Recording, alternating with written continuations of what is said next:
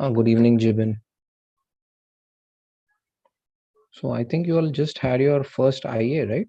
If I'm not wrong.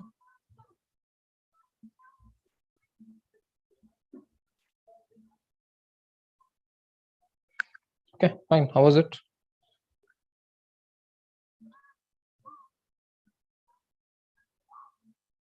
Okay, good.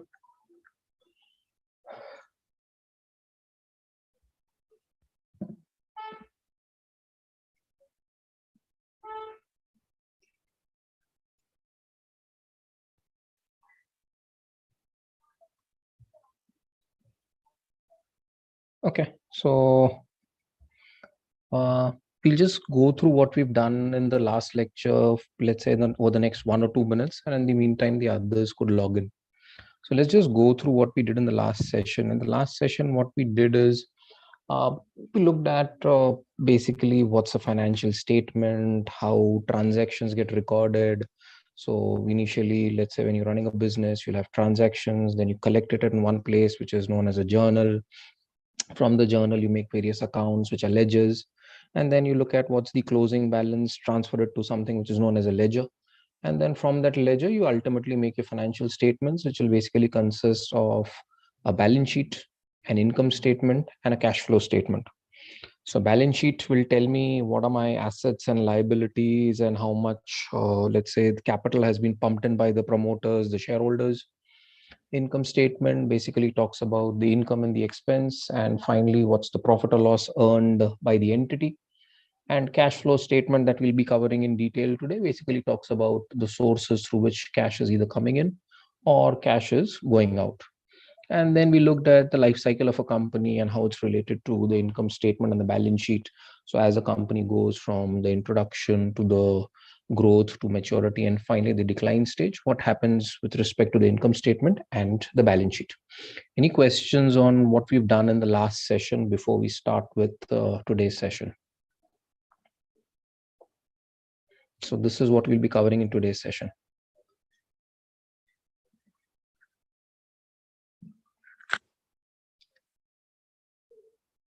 Okay, then let's look at session number 2.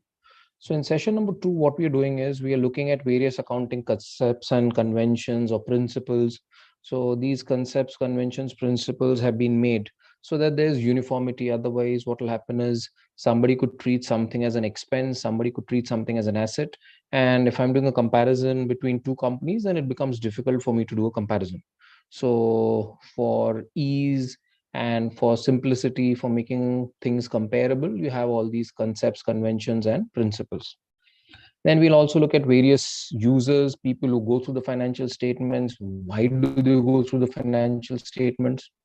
We'll look at something which is known as an accounting equation. And then finally, we'll move to the cash flow statement. So let's start with the first one, which is accounting concepts and conventions. So let's look at the first one, which is the entity concept. Anyone who would like to take a go ahead and tell me what do you mean by entity concept?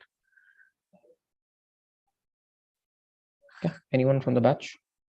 What is entity concept?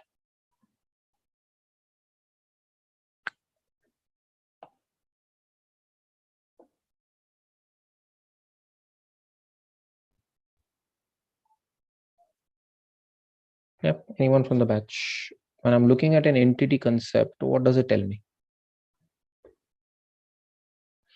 Okay, got an answer saying that there's a difference between business entity and the businessman. Fine, great. So the business entity concept or the entity concept, what does it say? It says that the business and the owners are separate. So any transaction between the two of them has to be treated properly and it needs to be recorded. For example, let's say uh, you are the promoter, or let's say you are a shareholder of a company, and let's say you started this company and you've gone for a vacation, a personal vacation with your family. Now you just ring your accountant and you tell him that please book my tickets, and the accountant books the tickets. So the accountant has spent the money, and of course he didn't spend the money out of his own pocket. What he's done is he's used the company's cash.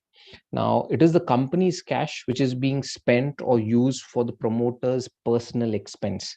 So, fine, the company would say that the money has gone out, the company has used the cash, but they will not treat this as an expense in their income statement because it's not related to their business. They've spent the money on behalf of the promoter. They'll say, okay, we have to recover it from the promoter. So, on one side, they'll say, okay, the cash has gone out. On the other side, they'll say, okay, we have to recover it from the promoter. So that's your business entity concept where the business and the owners are separate. Then let's look at the next one, which is a going concern concept. What's a going concern concept? Anyone?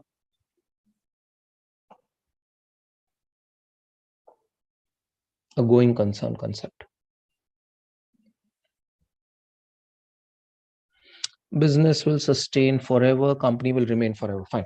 Now, whenever you start a business, you don't start a business with an intention that you'll shut it down over the next 1 month or 3 months. You start a business with an idea that, okay, this business will continue for a long term. That long term could be 20 years, 40 years, 50 years. Maybe you pass it over to the next generation, whatever it is. But the main intention is that this business will continue in future. However, if this concept takes a hit and people feel that no, the entity will no longer be a going concern and it will shut down, it will go bankrupt, and finally it will get liquidated, then a few adjustments have to be done. There are a lot of adjustments. I'm just giving you an example. For example, let's say you've paid insurance in advance. So I've paid insurance in advance. So this is appearing as a prepaid expense in my balance sheet and it is an asset. So the insurance for the next 12 months, I've paid it in advance. Let's say somewhere in the month of March, I've paid insurance for the next 1 year. That's from April to next year, March, I've paid it in advance. But somewhere, let's say around 30th or 31st of March, the auditor feels that the going concern has taken a hit and the company will no longer be in existence and the company will go bust and it'll shut down, it'll go for liquidation, maybe go to NCLT or whatever it is, but the business operations don't look good as such.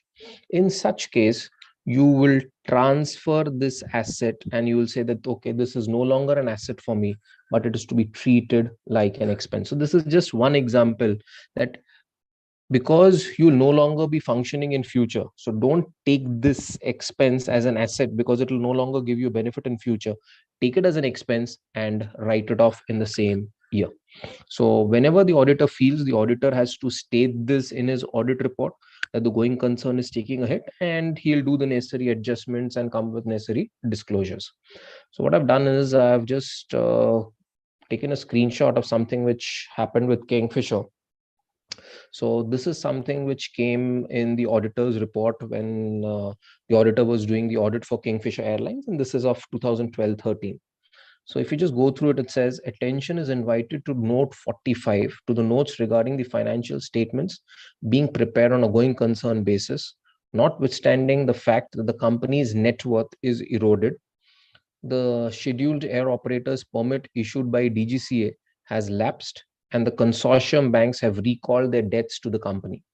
These events cast significant doubt on the ability of the company to continue as a going concern. So now the auditor feels that no, the company will no longer be a going concern. The appropriateness of the said business is inter alia dependent on the company's ability to obtain renewal of the permit, infuse requisite funds for meeting the obligations, rescheduling of the debt and other liabilities, and resuming normal operations. So this is what the auditor would be stating in his audit report if the going concern takes a hit. Okay, then let's look at the next one, which is money measurement. Anyone who can tell me what is money measurement? What do you mean by money measurement? Okay, company should only account for transactions that have a monetary value associated with them. Can you give me some example of a money measurement, something which cannot be recorded in monetary terms? Yeah. What he said is absolutely correct. So what you've said, Ankit, is fine. Human resource, great.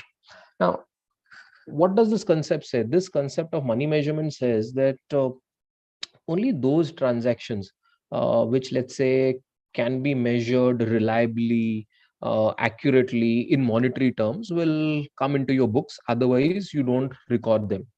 Typical examples, for example, would be the employees, let's say customer satisfaction, maybe employee loyalty, maybe look at goodwill, all of this. Now, I know that if my customers are happy, this will lead to increase in sales. If it leads to increase in sale, this will increase my profit. So I know that there is a linkage, but then it becomes extremely difficult for me to quantify and say that, okay, if my customer gives me a rating of 4 on 5, then my profit will go up by 20 crores. Or if he gives me a rating of 4.5 on 5, my profit will go up by 30 crores. It's very difficult for someone to quantify like this. Similarly, let's say if the employee is loyal, then of course the efficiency goes up, the cost goes down, profitability will go up. But then again, quantifying and saying, okay, if the loyalty is up to this level, then this will be the increase in profit, that becomes really difficult. So all these things, which are difficult to, let's say, measure properly, accurately in monetary terms, you just avoid it and you don't record it in your books. So again, this is a big flaw, because for an IT company, or let's say any service entity, the human resource could be the biggest asset, but you don't show it in your books because of the concept of money measurement. Then let's look at the next one, which is the historical concept. What's a historical concept?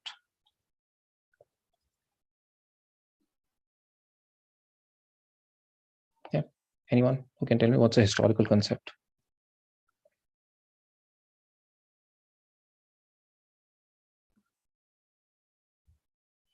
Historical concept. Well, the name itself would suggest something. Yeah, anyone?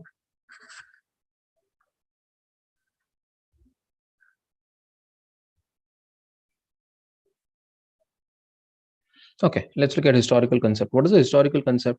This concept says that if you're buying an asset, then you show it at the historical cost rather than showing it at the current value. Current value or the fair value is typically used for things which are short term, maybe like inventory or something. But if it's a long term asset, which is a non current asset, you show it at your historical cost. Let's look at a typical example. Let's take an example of Yahoo. So let's say when Yahoo, which was started by Jerry Yang, and this person, when he did an investment in Yahoo Japan and Alibaba around 20 years back. So that time, the investment value or the investment that he'd done in these two companies was worth around 3 billion. So the investment done in Yahoo Japan and Alibaba was around 3 billion. But today, if you look at the value, that value is somewhere around 50 billion. But in the books, they still show it at 3 billion.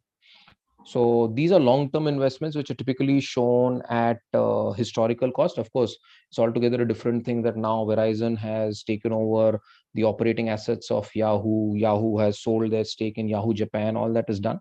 But then let's say if I go back 5 years, 10 years, and I look at the annual report of the balance sheet, whatever investments that they've done in Yahoo Japan and Alibaba was shown as the historical cost, whatever was the amount invested 20 years back. So that's the concept of that's the meaning of a historical concept. Any questions still here before we move to matching concept?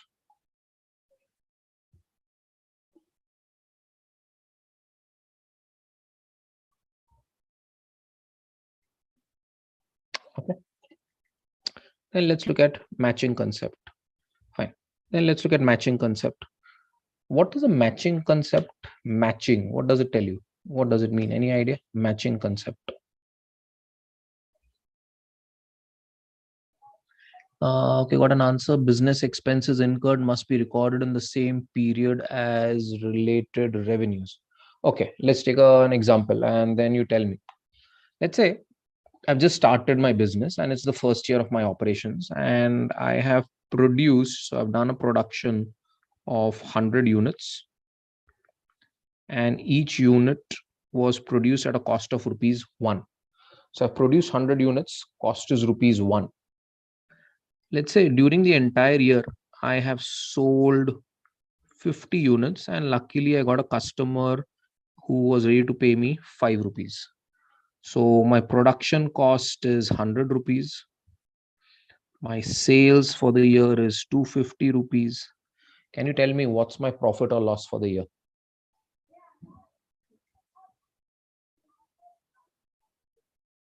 150. Okay, I've got an answer of 150. Others, you accept it? That's it's 150. 250 minus 100. Okay, so I've got an answer no. Then what is the answer according to you?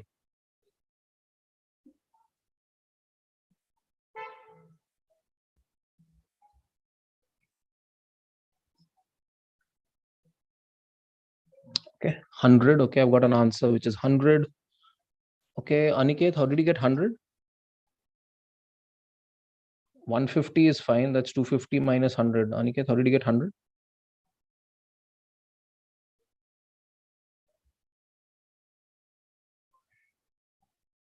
150 other overheads. Okay.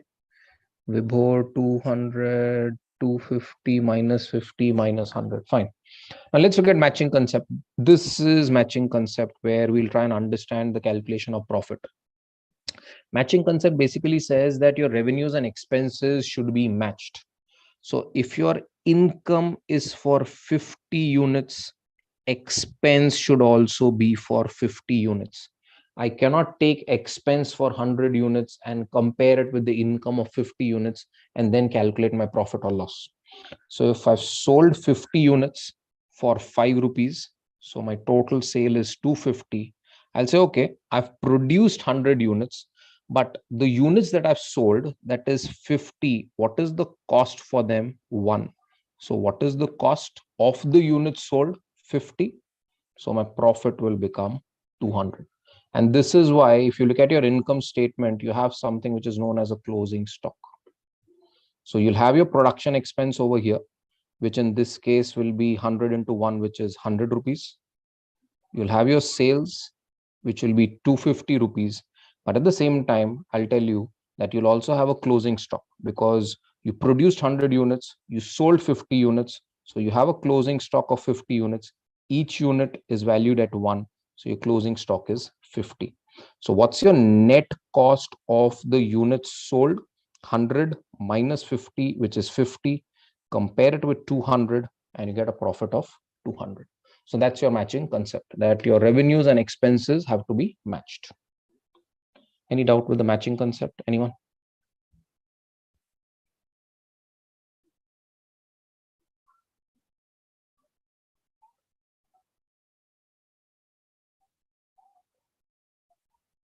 What about the damaged unit? Damaged unit is an expense. So damaged unit is a loss. So of course you'll have to take it as a loss. That's for sure. So let's say out of 100 units, 20 units are lost. So 20 units are lost. I've lost them. I've incurred the cost. I've spent the money. Again, it could be a normal loss, abnormal loss, but it's at the end of the day, it's a loss for me. I'll have to capture it. So see, if it's a normal loss, what you'll do is you'll pass on the cost and recover it from the client. But if it's an abnormal loss, you can't pass it over to the client. For example, let's say uh, you're running a petrol pump.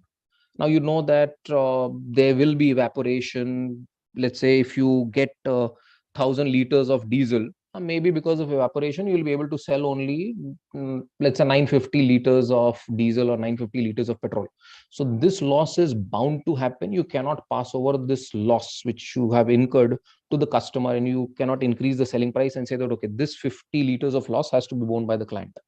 So in case it's an abnormal loss, you have to bear the cost. If it's a normal loss, you pass it over to the client and the client has to bear it. Okay, got a question. Please explain how it will be 50. What 50? The closing stock, Jyoti? Okay, I'll do that. Wait, fine. Let's look at it. Let's say this is my income statement, and I'm, for simplicity, I'm making it in a T format.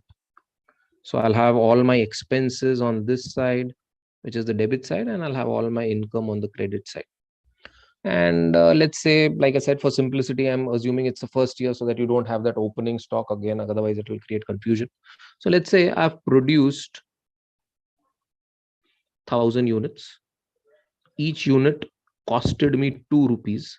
So what is my total cost? My total cost is 2,000. Then during the year, I got a client and I was able to sell 500 units. And I sold these 500 units, let's say for 6 rupees. So what's my sale? My sale is 3,000 rupees. I can't compare 3,000 with 2,000 and then say that my profit is 1,000 rupees. The base has to be the same.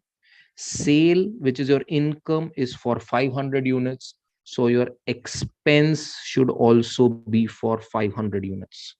So if this income is for 500, to calculate the profit, I have to compare it with the expense of 500 units. So I'll say, okay, out of 1,000, 500 have been sold. So what's my closing stock, which is still there with me in the go down? That is still 500 units. And then what was the cost of each unit? Cost of each unit was 2. So I'll take this 2 over here and I'll say, okay, multiply this with 2. What's the value of the closing stock, which is still there with me in the go down? 1,000 rupees. So what is the net cost of the units that have been sold? The net cost of the units that have been sold is 2,000 minus 1,000, which is 1,000. I'll compare this 1,000 with this 3,000 and then calculate what's my profit or loss.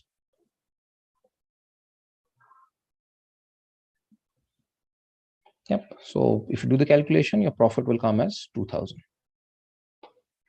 So that's a matching concept. Matching concept says that the base has to be the same. So if your income is for X units, expense should also be for X units. You can't compare income of X units with expense of Y units. Okay. Right. Then let's move to the next one, which is materiality. Now, what is materiality concept? Materiality concept is basically something which can influence my decision, whether I should be investing in the company or my opinion about the company will change. So any item which will influence my decision is material. And if it's material, it has to be disclosed in a proper manner.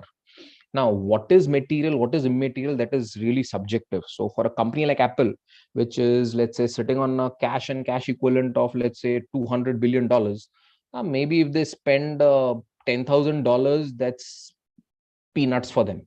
But let's say it's a small mom and pop store, that person spends $10,000 on a particular item. That $10,000 that the person is spending, it's a huge or big amount of money. So again, typically, how do you find out whether something is material or not? It basically depends on two things. One is the amount of money involved. So the first one is the money involved. And the second is the nature of the transaction. So for example, let's say I'm looking at the cost. So let's say I have bought a calculator. Now, when I buy a calculator, typically tell me, will I use this calculator and this calculator will no longer be in existence, let's say after 1 year, or I can use it for the next 2 years, 3 years, 5 years if I'm using it properly? Or will I mean, this calculator has to be thrown after 1 year. It becomes useless after 1 year. And I bought this calculator, let's say for 2,000 rupees.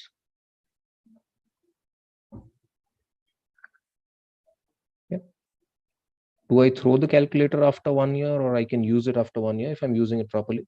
If I use it properly, I can keep using it for the next 5 years, 10 years, depending upon how I use it. Which means technically, if I look at this calculator, it's a fixed asset or a non-current asset. Rather, I would say non-current asset because it has a life of more than 1 year. Which means what should typically happen in my balance sheet? If this is asset, under asset, I'll have non-current asset. Under non-current asset, I should have something like a calculator. I should show it as 2,000. Then I should charge depreciation and I should show the net value of the calculator. So let's say depreciation charge is 200. I should show 1,800 as calculator in my balance sheet on the asset side. But the amount involved is so small that typically what companies do is they treat it as a stationary expense and they write it off in the same year. So they feel that no, it's not material enough for to influence someone's decision. So there's no need for you to show that calculator worth 1,800 in your balance sheet. Just take it as an expense, write off entire 2,001 year and finish it off. But on the contrary, let's say I take the same amount of 2,000, but I've taken a loan from someone. And let's say that loan is worth 2,000. Or let's say on this loan, I'm paying an interest of 2000. I have to show this interest separately in my income statement. I cannot club it together with other expenses and then say that, okay, other expenses put together 20,000, which includes this 2000. No, I'll show my earnings before interest and tax. Then from that, I will show interest of 2000. And then I'll say I've got a PBT of whatever figure I'm getting. So I have to disclose this interest separately. So even though the amount is the same, 2000, but here the nature of the transaction was such that it can influence the decision, because it is telling the person who's looking at the financials of the company that this company has taken a loan, this company is going to service some amount of interest, and it has to repay the debt to the banker or from whoever, whichever source the company has taken the loan. So this can influence your decision. So again, in this case, that 2000 becomes material. In the first case, 2000 was not that material. So you write it off in that 1 year. So any doubt with materiality?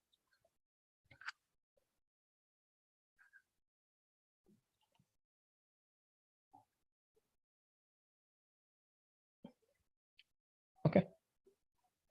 And let's look at accrual. What is accrual concept? Anyone? What's an accrual concept? Every cash inflow or outflow needs to be accounted at the same period, irrespective of the actual transaction done or not. Okay, I'll just rephrase what you've said. I'll just say that accrual means that transactions have to be recorded as and when they happen, irrespective of whether money is coming in or going out. For example, let's say I've done a cash sale or a credit sale. So I have both cash and credit sale. It's not that I'll just record cash sale in my book. I will record credit sale also in my book. So I will not wait for the time when the customer will make a payment. So I've done credit sales worth 10,000 crores. The customer could make a payment after 3 months, but I'll treat it as an income as and when the transaction happens. So I'm not going to wait for the money to come in or go out. Jyoti, what do you want me to repeat? You want me to repeat something?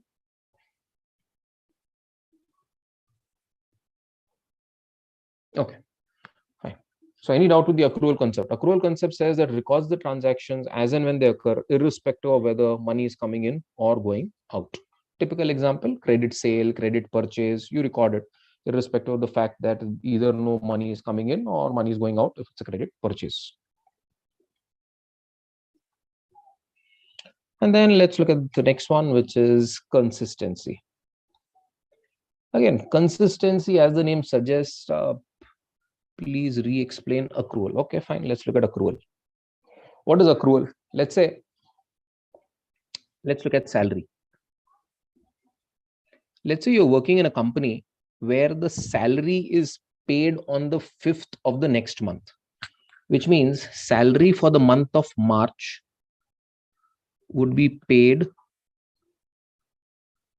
on 5th of April. Now, let's say this is my accounting year and this is March. And let's say the salary for the month of March is, let's say, 20 lakhs. So your salary is, let's say, 20 lakhs. The company will record 20 lakhs as an expense in the month of March, not in the month of April. That is accrual concept. Accrual concept says as and when the transaction happens, you will record it.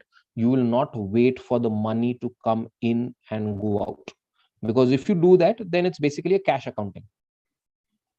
What we do is, or companies do is, that's accrual accounting. So accrual accounting is don't wait for the money. As and when there's an income or an expense, record it in your books. So salary for the month of March is an expense for March, record it in your books. The payment could happen in the month of April. That's different. But it's an expense for March, recorded in the month of March. Yep. Any questions, Madhuri? Okay, fine. Then let's look at the last one, which is consistency. Now, consistency, again, try to link it with your what happens in a real life situation. Let's say you keep job hopping every now and then. Every 6 months you move from one company to the other company, then to the third company, fourth company. When you apply to the fifth company and the HR looks at your CV, I mean, HR would be a little skeptical. Should I recruit this person? Because the CV shows that there's no consistency. The person doesn't stay in a company for a long time. Every 6 months, 1 year, the person keeps shifting.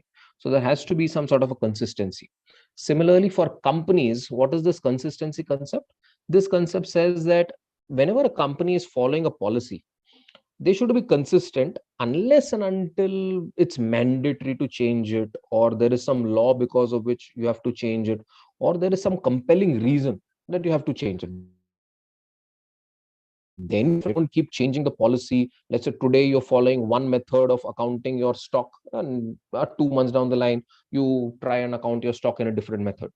Today you're following, let's say, straight line method of depreciation, tomorrow you follow WDV method. So, and then again 3 months down the line again you move back to straight line method. So that should not be happening. If you followed one method, stay consistent unless and until you are forced or compelled to do it, or there are reasons beyond your control because of which you have to change it. So that is consistency concept. So any questions on this slide, or any doubt with these concepts, conventions, principles that we've covered? Okay, I got a question. In case of a historical cost, if a company has purchased land 20 years back in 10 lakhs under asset, today's value of the same is 10 crores, then what should be the value under asset for the same in the balance sheet? Okay, let's take a simple example. Let's say if you're from Bombay, you would know that Godrej has a huge land bank in Vikhroli. Okay. Now, let's take the same numbers that you put in your question. Let's say Godrej bought the land at 10 lakhs from the government of India, let's say in the 1940s. And let's say this is a huge land bank of thousands of acres. Now, they are still showing it in their books as 10 lakhs. So that's one thing where I show it at my historical cost. Another thing is what I'll do is I'll do a revaluation of asset. So I'll say, okay, 10 lakhs is too old a number. This was the value of the asset 60, 70, 80 years back. I need to show the correct picture to my investors, to my shareholders, to my lenders. So what I'll do is I'll show them a proper picture. So I'll do a revaluation and I'll say, okay, when I do the revaluation of the same land, that same land today is worth 10 crores. So in my books, if I do a revaluation, then that land will come at 10 crores. If I don't do it, it will be shown at the historical cost, which is 10 lakhs.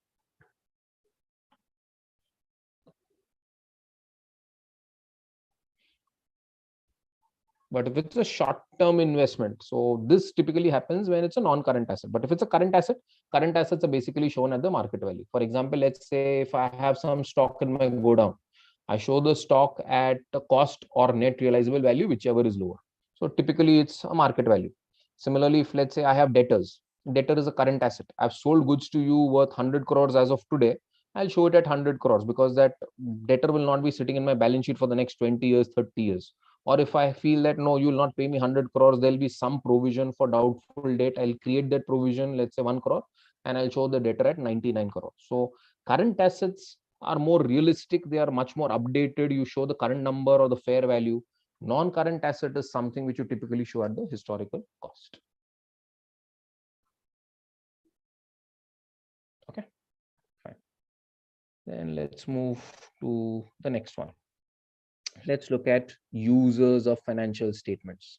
So users of financial statements, that's this part. So let's look at various users of financial statement. Let's say the first user could be maybe an existing shareholder. So it could be an existing shareholder, or maybe a prospective investor.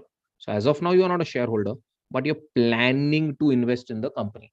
So either you already have the shares of the company, or you plan to invest and buy shares of the company. Why do you think these two categories of people would be going through the financials of the company? Either an existing shareholder or a prospective shareholder. Fine. To hold or exit. If you're an existing shareholder, you would like to see whether you should be holding the shares, you should be buying more shares, or you feel that no, the share is overpriced, it's better to sell the share and move out because the share price could tank. Now, the same is the case with a prospective investor. So as of now, let's say you're not a shareholder of TCS, but you're planning to invest in TCS. So again, you would like to see what are the fundamentals of the company. Will this company do well in future? How is the competition? Will there be a recession in US with all these things happening? So accordingly, you'll take a call, should you buy shares of TCS or not? So as an existing shareholder, you already have the shares, you will take a call what is to be done with your shares, either hold, buy more, or sell. If you're a prospective investor, as of now, you don't have it. So you will take a call whether you should buy the shares or you should stay away from the company. So any doubt with existing shareholders or prospective investors?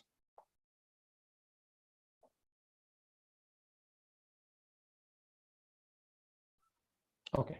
And let's look at maybe the next category. Next category could be, let's say, a research analyst.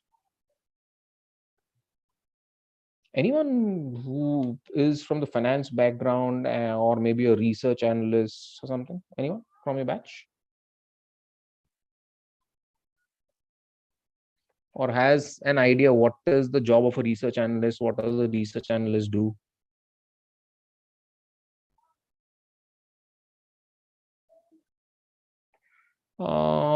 Not exactly audit. I won't say audit. I mean, they don't do typical audit, which is, I mean, you normally say when you're looking at, let's say, a typical chartered accountant or an auditor, they don't do an audit as such. Recommendations, fine. So again, I'll just club what the two of you have said. What they do is they will go through the financials of the company and they'll come up with the recommendations and say, should you buy the share? Should you sell the share? Or let's say you should be invested in the company. So that's the typical job of a research analyst. Now, if you look at a research analyst, there are basically two categories of research analyst. You have a sell side equity research analyst and you've got a buy side equity research analyst. So you've got a sell side equity research analyst and you've got a buy side equity research analyst. Any idea what do you mean by a sell side equity research analyst?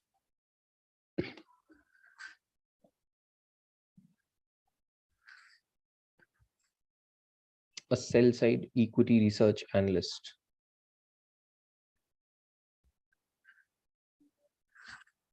Yeah, anyone?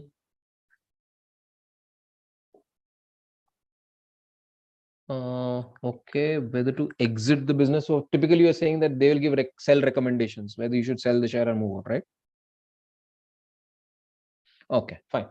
I'll just correct it. So what is a sell side equity research analyst? A sell side equity research analyst is typically someone who works with all these investment banks. So maybe you work with Goldman Sachs or Morgan Stanley or maybe Bank of America, Merrill Lynch, or maybe you work with some sort of a brokerage house. So maybe you work with ICICI Securities, HDFC Securities, Motilal Oswal, so on and so forth. So what is their job? What a question. What is the role of a business analyst? A business analyst, are you talking from the point of view of an IT company? Jibin? Typically, see, I mean, as far as I remember, because when I was doing my MBA, a lot of companies had come, IT companies had come, and they were offering the job of a business analyst. So, I mean, this is the job profile that they would explain. For example, when Infosys came to a campus and they were offering this profile of a business analyst to the MBAs, they said that you would be like an intermediary. You would go to the client, understand the requirements of the client, and then you would explain it to our software developers. So because you are someone who understands finance and you can understand what the client typically wants. So let's say your client is Citibank. So let's say you are TCS and I'm Citibank. Now Citibank says, I want a software where you tell me how many shares will I sell, what is the upside, what is the low side, what will be, let's say, the margins that I'll have and all that. Now, because you are a technical, hardcore IT person, you have no idea what Citibank is telling. So you need someone who can explain it to you in your own language. So that was the job of a business analyst, which was like an intermediary to coordinate between both the company and the clients. This is what we were told. And again, I mean, I'm not from an IT background, so I'll not be able to throw more light. Somebody who's from an IT background would like to throw more light on this. So, what's the job of business analyst? Functional activities. Okay. So, typically, like what sort of functional activities do you do other than, let's say, coding or writing software or something? Domain experts. Okay, fine. So, typically, you'll be a domain expert, you'll do some sort of functional activity. Okay, great. Explaining business requirements. Okay, fine. Okay, now let's move back to this research analyst.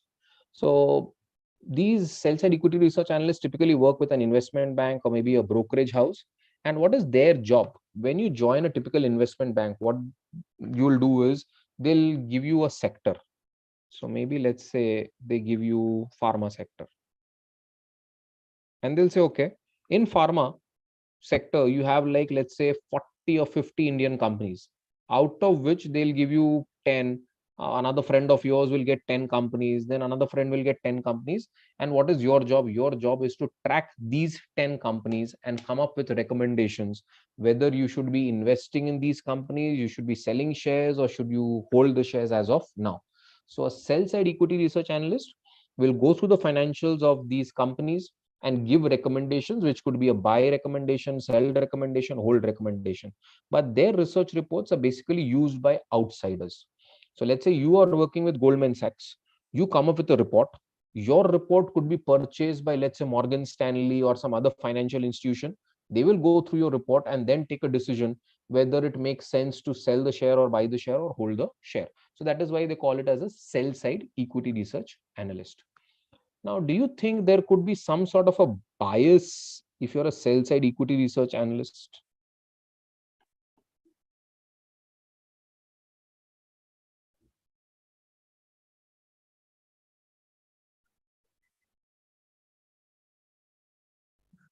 Any bias that you could be having if you're a sell side equity research analyst?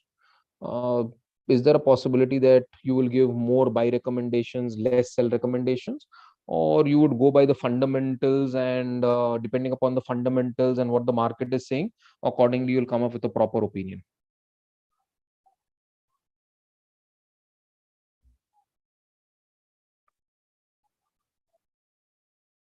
Yeah. Anyone? Yunus says yes, could be influence of the market. Okay.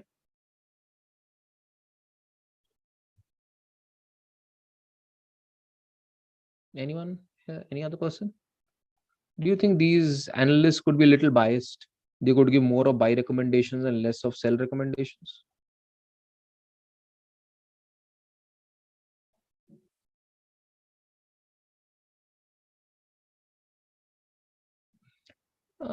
Not exactly a bear bull mentality. What I'm trying to say is, let's say you're working with any brokerage house or with these. Typically, if you track them on a long term basis, what has been found is that they give more of buy recommendations and less of sell recommendations. So let's say if they give 10 reports, you will find that almost 7 are buy recommendations and 3 are sell recommendations. So they're tracking those 10 companies, but out of those 10 companies, 7 is approximately a buy and 3 is sell. Why do you think? Okay, got an answer on the basis of balance sheet market news. You would be recommending the client. This is what should be happening. But the problem is in real life, things are a little different. So in real life, what typically happens is these analysts give more of buy recommendations and less of sell recommendations.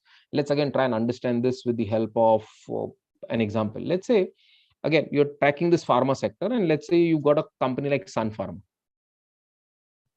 So you have to come up with a report. To come up with a report, what you basically need or you do is you try to develop contacts in these companies so that you can get some additional information which is not publicly available, which other, let's say, analysts don't have, and you could use that news in your report, and then your report will be much more reliable and worthwhile.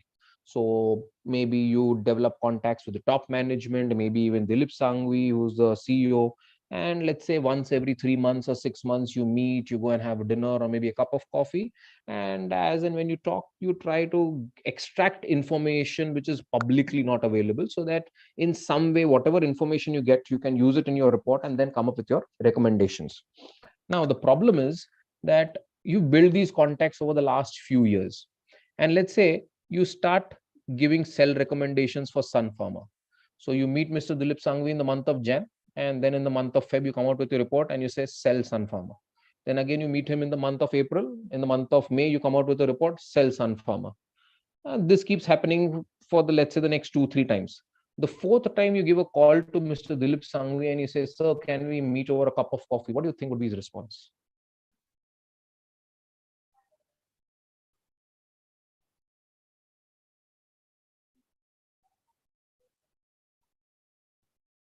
No meeting. He would, I mean, casually, he would just say, no, I'm a little preoccupied, I'm a little busy.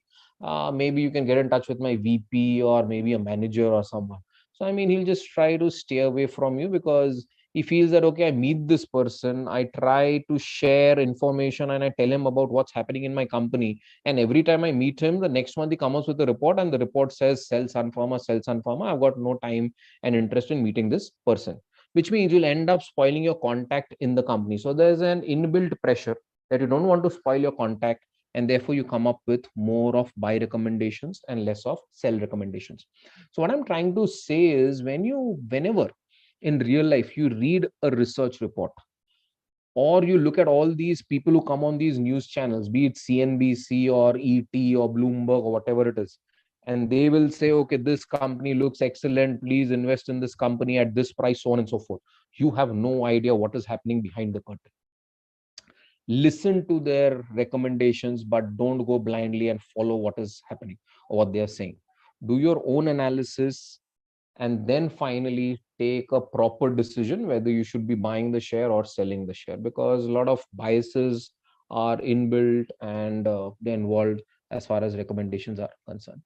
This is okay, fine. I mean, this is something which is front running. The front running typically is something which you're talking about what happened with Infosys, right, Aniket?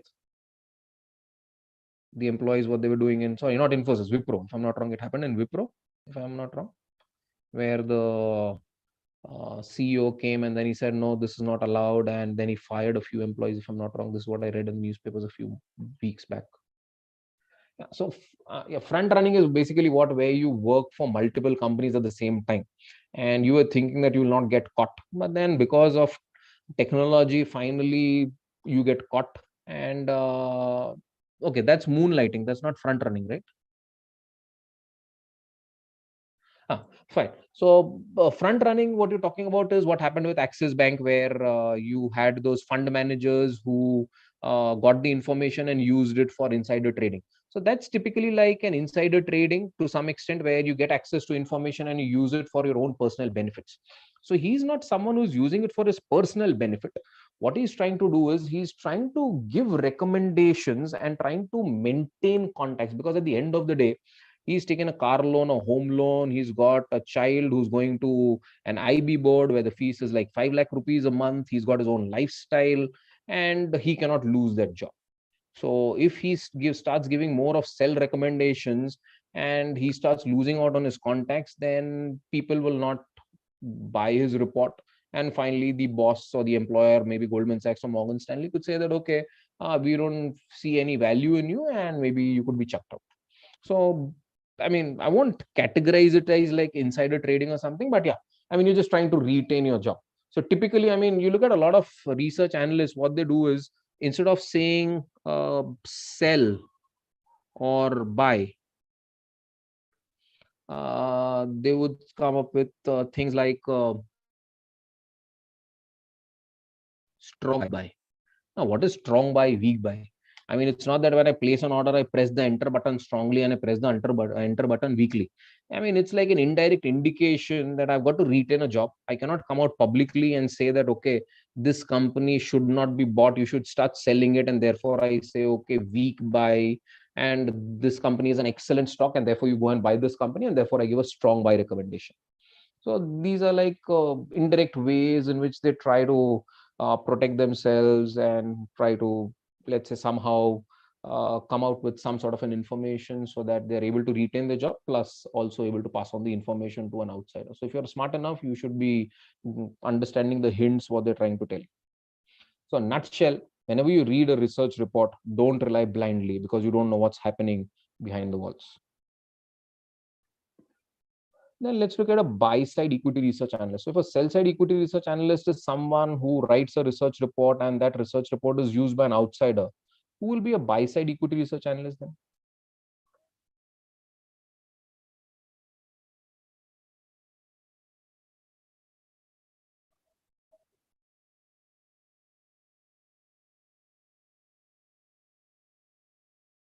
Their reports are used by outsiders. So who would be a buy side equity research analyst? No, investment banker is the sell side. A buy side equity research analyst is typically someone who's working with, let's say, a mutual fund, a pension fund, or something, where you work in that company, you track a company, and your research report is used in house by your seniors, your portfolio managers to decide whether they should be investing in the company or not. So, your research report doesn't go to an outsider. It's used by your superiors, your colleagues to take a call what is to be done with the investments that they have in the company. As a typical, yeah, a wealth manager. So a portfolio manager, a wealth manager, a mutual fund, pension fund, they are the ones who typically would be categorized as a buy side equity research analyst. Do you think you could have bias here also? Or the bias is there only with the sell side equity research analyst? So do you think maybe they also come up with some sort of a wrong recommendation or no?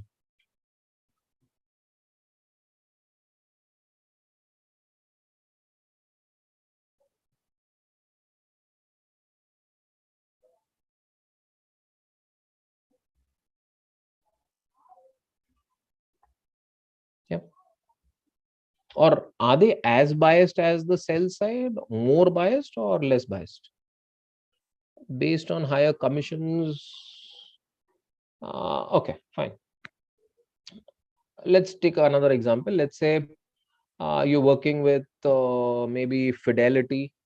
So that's a typical mutual fund. And your boss tells you, okay, track Wipro and come out with a report for Wipro in the next 4 days and give it to me because we are planning to do an investment. So we want to see whether this company makes sense and should we be doing the investment in Wipro or should we go ahead with some other IT company, or maybe we should not invest in IT sector and we should move out of IT sector. So you come out and write a report on Wipro, and your report is ready. You knock at your boss's door and you enter his cabin. You realize that he's talking to his friend, and he's telling his friend that Wipro is a great buy. Uh, Wipro will do really well in future. There are people who are talking about recession in US. It doesn't make sense, and Wipro's price will go up by like 30-40% over the next 1.5 to 2 years. So this is what your boss is telling his friend on the phone, where he's saying that Wipro is an excellent company and the future looks good. You have done the analysis for Wipro, and according to you, Wipro is not at all a good company. Now, once this happens, tell me what will go through your mind. Your boss feels that it's an excellent company. You haven't interacted with your boss as of now. And your recommendation is no, we should not be investing in Wipro. It's a bad company.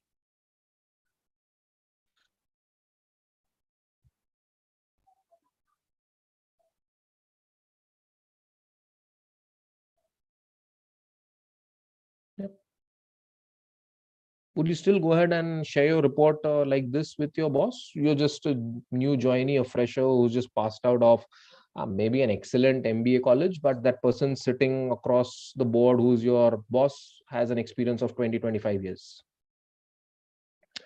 I start doubting my numbers, I start doubting my calculation, and I just feel no, I made some blunder. I mean, I feel that the person who's sitting across the table, he's got an experience of 25 years. If he feels it's an excellent buy and the price will go up by like 30-40%, how come for me it's not a great buy? And for me, the price will tank by 30-40%. So you will start going through the Excel sheet and somehow magic happens. The growth rate that you felt for Wipro was like 2% year on year. Now suddenly that growth rate will become 4%. You felt that Wipro will get only, let's say, 15% of the contracts in US. Suddenly that percentage changes to, let's say, 20% because of what your boss has indirectly told you. So over here, there is a bias, but it's on a lower side. But then at the end of the day, I mean, you try to tag along with your boss unless and until you've taken a decision that you want to leave the company, or you're a person who feels that no, whatever I do should be, or it's more or less correct, and you're least concerned about what your boss says. So, I mean, and this group of people in the world are very less. So, you would not like to go head on and take your boss head on. So, you would try to just, let's say, uh, tell the boss that, okay, yeah, I seems there is some error in the calculation. I'll just get back to you in the next half an hour, 1 hour, or maybe by the end of the day. And suddenly all numbers change, and suddenly you come up with your research report, and your research report also says, yeah, Wipro is an excellent company. Stock price will go up by 20-30% over the next 2 years. So this is an indirect bias which is built as far as a buy-side equity research analyst is concerned. So again, nutshell, whenever you look at a research analyst and report, don't trust and rely on it blindly. Do your own background, do your own homework, and then take a call what is to be done. Is it possible? Okay, got a question. Is it possible for a person to act as seller side research analyst as well as a buyer side equity research analyst for a company in the same time for different scenarios? Again, that will typically not happen, because what will happen is you'll have two different departments. So for example, let's say if you're working with Goldman Sachs, Goldman Sachs will have their investment banking division. So where you would have all these analysts who would be working on these companies, and these analysts will let's say come out with the reports, and those reports will be used by an outsider. But when they want to do their own investment in a company, when they're looking at their own money which is to be invested, maybe for whatever surplus cash or whatever they have, then they'll try to look at a buy side equity research analyst and not a sell side equity research analyst. So the chances are rare. So typically you will generally have a wall which will clearly say that, okay, you are a sell side analyst and you are a buy side analyst. And if I'm looking at, let's say, investing money, then in that case, it's a buy side, but a sell side, your reports will be used by outsiders, not by in-house people. Okay, then let's look at the other categories of people, or the ones that could be looking through your research reports. Let's look at the next one, which is, let's say, a banker or a lender. Why do you think a banker or a lender would be interested in going through the financials of a company?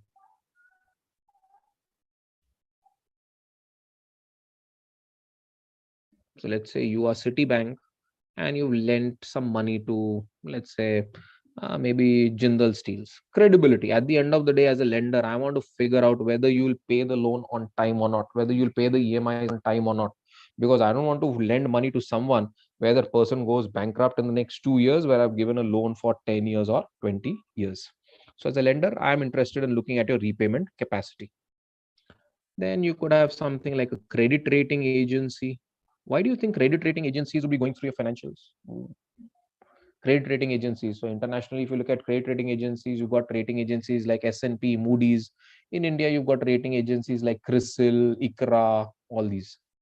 So why do you think these rating agencies would go through the financials of a company?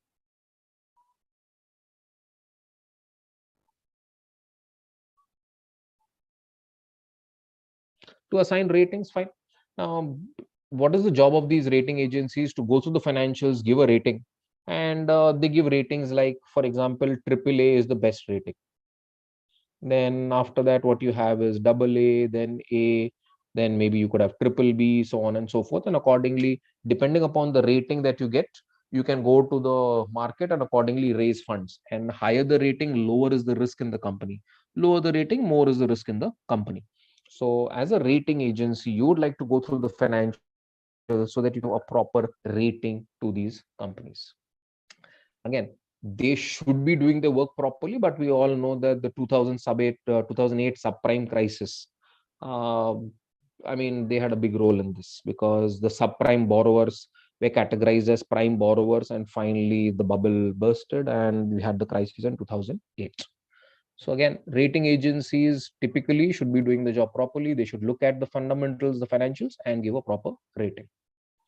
Then maybe, let's say, we could look at suppliers. Why would suppliers be interested in looking at the financials of a company?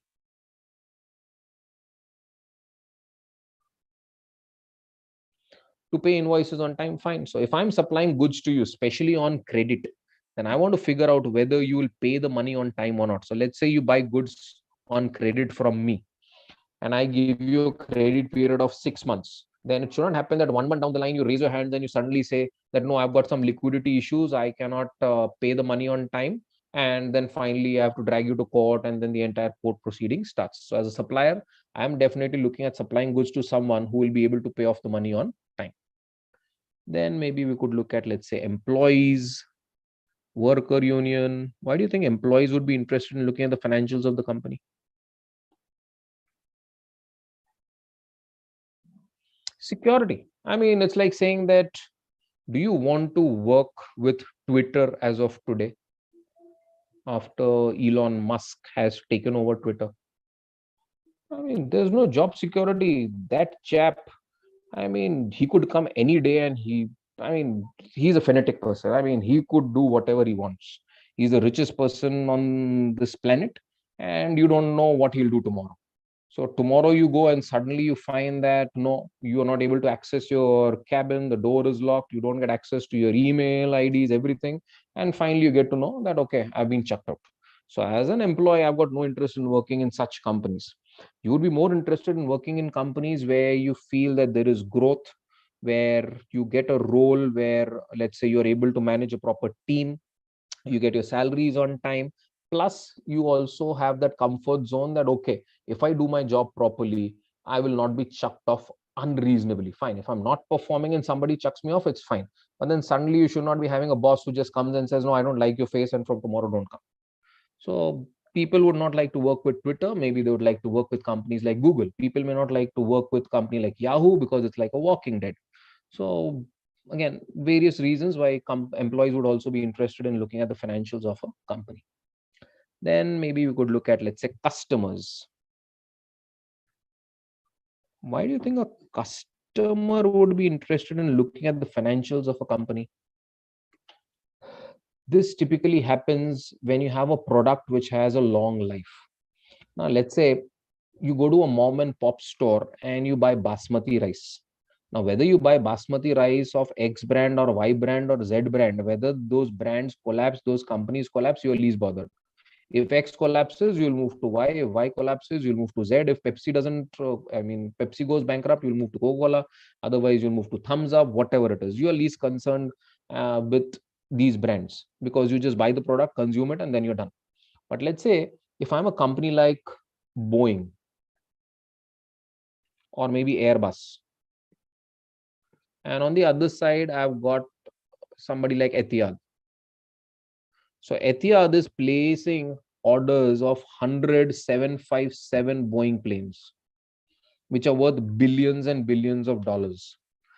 And they enter into contract that Boeing will give after sales service, warranties, spare parts for the next 10-15 years.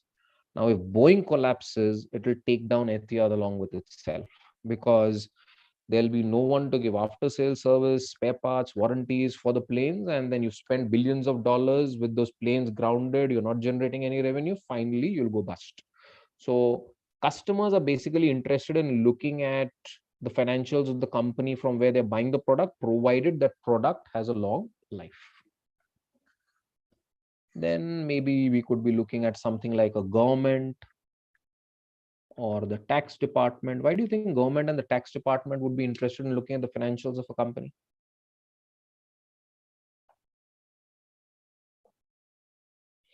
For tax collections. So they want to see whether you're a profitable entity, whether they can increase the tax rates, whether you're paying your taxes on time, whether subsidy should be given to you or not, whether you should be set in an SEZ or you should be withdrawn from an SEZ, because when you go and set up your IT company in SEZ, you get a lot of incentives and benefits. So should I give you those incentives, benefits, subsidies, or you don't deserve it? So all of that could be a various reason why the government and the tax department could be looking at the financials of the company. And maybe finally even the management or the managers of the company, they would be interested in looking at the financials. The management managers would be interested because they want to figure out as to how the company is performing. So they would have made their own budgets. So let's say they had budgeted that the sales will be 10,000 crores. Finally, the sale is only 9,000 crores. So they even want to figure out what is happening within the company, which are the places where they're lagging, which are the places where there's scope of improvement, and all those places where they've already done well. So they want to continue with that betterment. And finally, let's say if the sales have gone up from 10 to 11,000, let's increase it further from 11 to 13, 14. So they want to keep that momentum also. So the management, the top management managers would also be interested.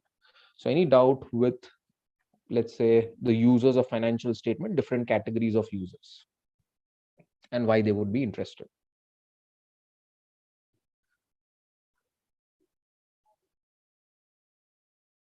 Yep. Any questions still here before we, let's say, look at an accounting equation? Okay. I'll just give a brief introduction of an accounting equation, then we'll take a break, and then after the break, we'll go ahead with the numericals and those small caselets. Okay. So maybe I'll take another 5 minutes or maybe maximum 10 minutes to explain what's an accounting equation, then we'll take a break. Okay, let's look at an accounting equation.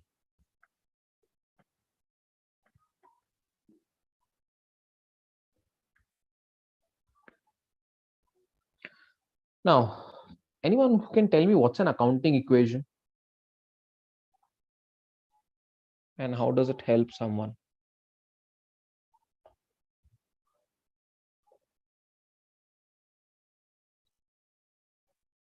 What's an accounting equation? Any idea? Fine. Accounting equation is nothing but assets is equal to liabilities plus equity. So again, if you look at your balance sheet, on one side, you'll have your assets. On the other side, you'll have your liabilities and your shareholders fund, which is nothing but your equity. If I look at shareholders fund, it will consist of share capital and reserves and surplus. And how do I get my reserves and surplus? It is nothing but income minus expense. So if you look at a shorter version of an accounting equation, it is this, where assets is equal to liabilities plus equity or liabilities plus shareholders fund. If you look at an extended version is something like this, which says assets is equal to liabilities plus share capital plus revenue minus expense. Because revenue minus expense will give you reserves and surplus. Reserves and surplus plus share capital gives you equity or shareholders fund. So this is nothing but your equity. So this is like an extended version of your accounting equation. Now, your balance sheet always has to tally. So the asset side will always be equal to the liabilities plus share capital plus revenue minus expense. So the left hand side of the equation will always be equal to the right hand side of the equation. And typically, why do you use an accounting equation? For example, let's say you're not from a commerce background, so you're not comfortable with making an account like this. So let's say you don't want to make an account, you're not comfortable with what is debit, what is credit, so on and so forth. So as long as you know what is happening with that transaction, and you know whether it's asset or a liability or it's an income or an expense or share capital, you just need to write it below that particular heading. And once you're done, you can easily make your balance sheet. Let's take a simple example. Let's say you started a company, and when you start a company, you go and issue shares. So when the company issues shares, for example, let's take an example, let's say Microsoft. When Microsoft came out with their IPO, they got listed somewhere in 86, 87, 1986, 87. They issued shares to the public, and the public subscribed to those shares and they gave money to Microsoft. So from Microsoft's point of view, what happened is they got money and they issued shares to the public. So I'll say, okay, what they got is money, which means they got cash. So cash is an asset. So let's say they got 100 million. So I'll write cash 100 million. And at the same time, they issued shares to the public worth 100 million. So this is what has happened in the first transaction. You've issued shares to the public. The public is subscribed to your shares. You've got cash and you issued shares. So again, accounting equation will tally because asset has gone up by 100. At the same time, the company is liable to pay 100 crores to the shareholders. Let's look at another transaction. Let's say the same company, Microsoft, goes and takes a loan from a bank. Let's say they go and take a loan from Citibank worth $200 million. Now, when you go and take a loan from a bank, typically what will happen is you'll get the money. So again, cash, which is an asset, will go up. So let's say I'll write over here again, cash, which is an asset, has gone up. So I'll write it under the asset side. So I'll say cash has gone up. What is the other impact? How will it impact if I've gone and taken a loan? Where do I show that? Any idea? If I've gone and taken a loan, one thing is asset, other thing is liability. I've gone and taken a loan, which is a liability. I have to repay this amount to the banker, to Citibank, and I have to pay 200 million. Again, my accounting equation will tally. Assets are worth 300. The right hand side of the equation is also worth 300. So here you don't have to understand, should I write it on the debit, should I write it on the credit, what is debit, what is credit. You look at the transaction, just identify whether it's an asset, it's a liability, it's share capital, it's an income, it's an expense. Write it in that particular line item, and once it is done, then you're sorted. You can easily make your balance sheet, and your balance sheet will tally. So this is the entire accounting equation. Any doubt with the concept? Otherwise, you go and take a break. Yeah. Any doubt with the accounting equation concept? That assets is equal to liabilities plus equity. Equity is share capital plus income minus expense. Okay, I'll just explain it once again, Nilesh. Let's say, as a company, you want to buy laptops. Okay, you want to buy laptops for your employees, for your company. You go to a dealer, maybe HP or Dell or Apple, whatever it is, and you buy 100 laptops. And you crack a deal that each laptop, which is worth 65,000, because I'm buying 100 laptops, you will sell it for 50,000. So you buy 100 laptops, and each laptop is costing you 50,000. So this is the total amount that you will pay to HP. Yeah. So what is the total cash that you will pay to HP? This is the total amount that you'll pay to HP. Any questions on this? You'll pay 50 lakhs. Fine. So you will pay money, which means cash will go out of your company, and what will come in is you will get laptops. Cash, is it an asset? Is it a liability? Is it a share capital? Is it an income? Is it an expense?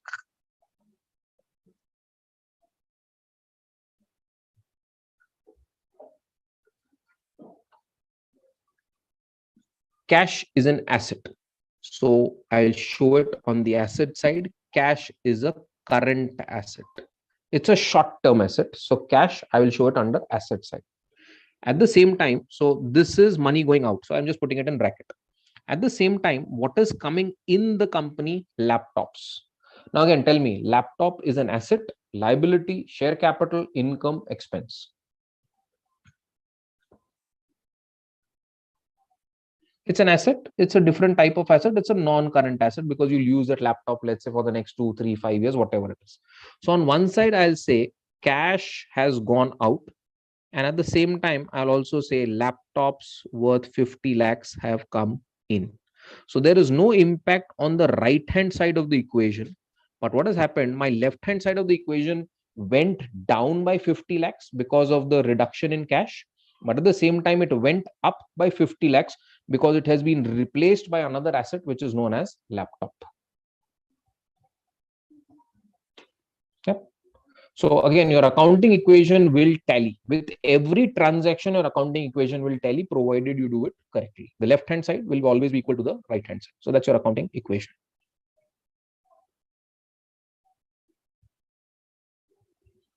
Yep. Any questions on this? Otherwise, we take a break and then we'll resume. Okay, fine. So, okay, got a question. If funding is received, then the share price increases or the number of share increases? No, funding means what? You've taken a loan or you've issued shares?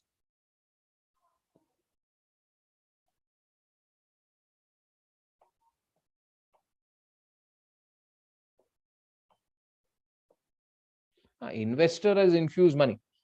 See, the share price going up.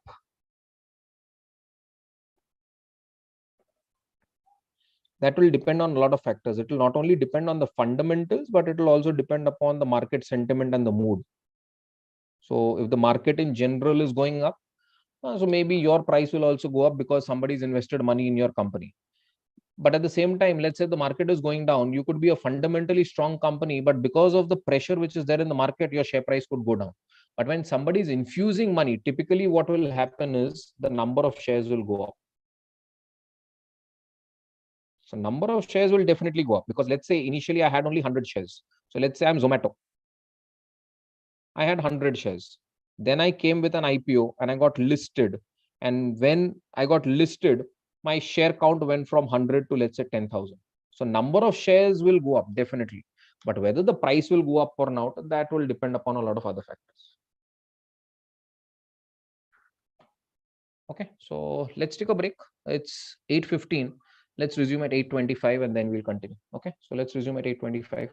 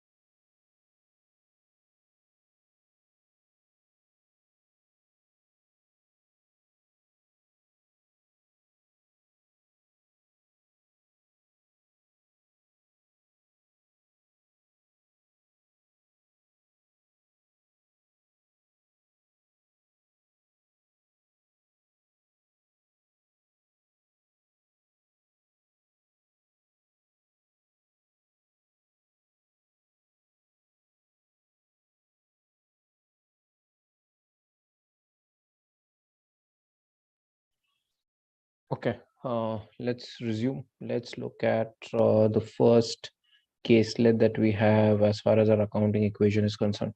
But any doubt with the accounting equation? Any question on the accounting equation? Anyone?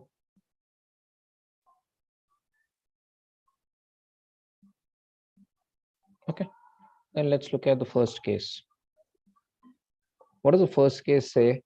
They're telling you that these are the promoters basically, and what they've done is they've opened a store. So for simplicity, let's assume they've opened a company on 1st of Jan 2020, and they're saying with an investment of 40,000. So again, from the company's point of view, what has happened? The company would have issued shares and the company would have got money. So the promoters have infused money and they would have got shares. From the company's point of view, the company has got money and has issued shares. Then on the next day, what has happened? The same company went and purchased a shop for 60,000. So you go and buy a shop for 60,000. And how did you purchase it? For that, you first took a loan. So you went and took a loan worth 50,000 from a bank. And then out of 60,000, you've got 50,000 of loan. For the balance 10,000, you would have used this money. So 10,000 out of 40,000 is used. And then finally, you go and pay 60,000 and you get your asset. Then on 3rd of Jan, what has happened? The same company has gone and purchased some merchandise, some stock, and they do two transactions. They buy something on cash and something on credit. So they buy goods worth 15,000 on cash. So they would have paid cash and they would have got the merchandise. And they purchase goods worth 25,000 on credit, which means they haven't yet paid it. They would pay it later, maybe after 15 days, 1 month, 2 months, 3 months, depending upon the credit period that is given to them by their supplier. And finally, what's happening on the 4th of Jan? The same company, what they did is they sold the entire merchandise for 50,000 on cash. So let's go sequentially. Let's look at what's happening on 1st of Jan.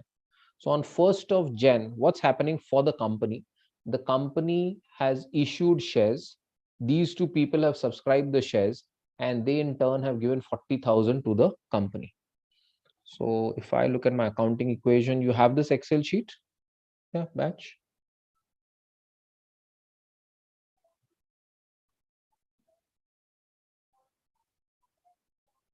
Do you have this Excel sheet or no?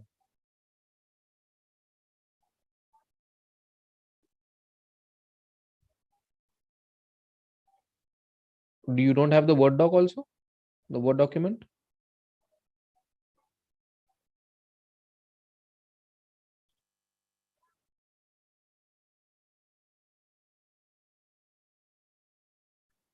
Anyone else from the batch can confirm whether they have the Excel sheet? You have the Excel, fine. Okay, just downloaded it. Okay, great, fine. So just download the Excel sheet. Maybe if you want, I'll wait for a few more seconds and then we'll start and look at the solution.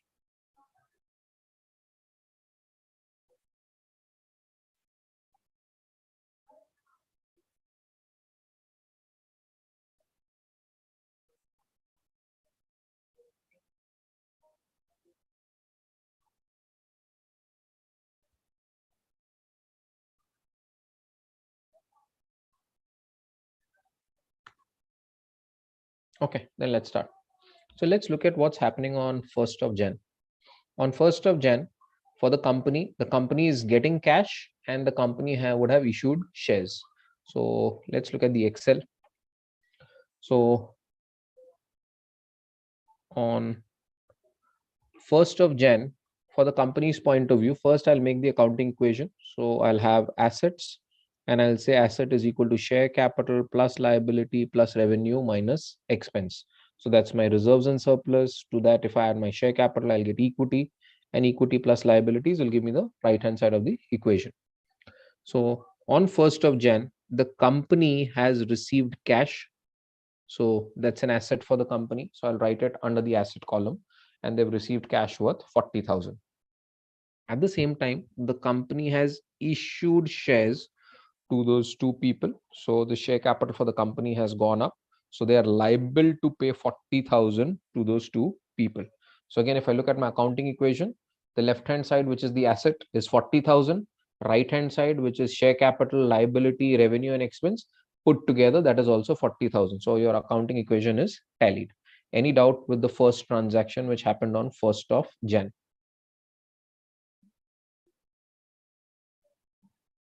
Okay. Then let's look at what's happening on 2nd of Jan. On 2nd of Jan, what they did is the same company went and purchased a shop for 60,000. So you want to buy a shop worth 60,000, but for that, what you need is cash. So what you're doing is first you go and take a loan from a bank. So this company has gone to a bank and taken a loan. So let's assume that they go to SBI and they take a loan of 50,000. So SBI will sanction the loan. When SBI sanctions the loan, what will happen? This company will receive cash. So they'll receive the loan amount. So they'll receive 50,000, which is the cash that they'll get because the loan has been sanctioned. At the same time, their liability in terms of loan will go up. So now again, my accounting equation will tally because on one side, there'll be an inflow of cash. Cash is an asset. So I'll show it under the asset column. At the same time, I've gone to SBI and I've taken a loan. Loan is a liability. So I'll show it under the liability side. Again, left-hand side and the right-hand side of the equation will tally. Any doubt with this part where you've gone and taken a loan from a bank?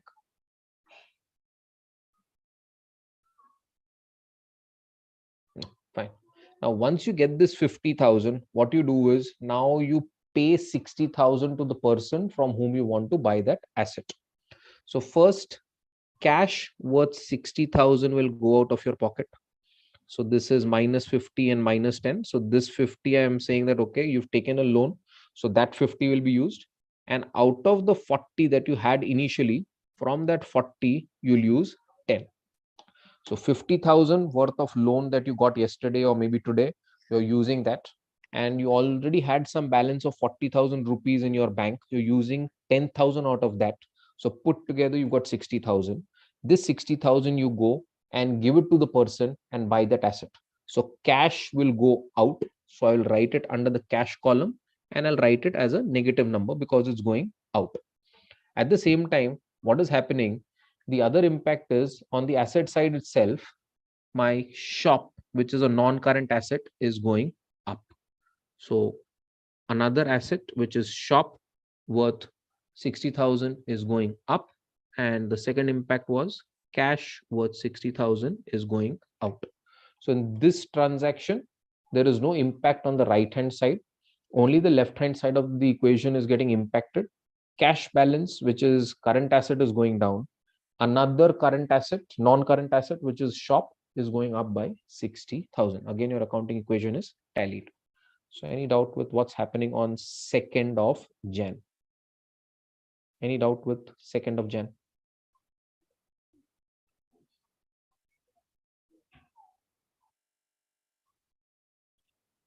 Okay.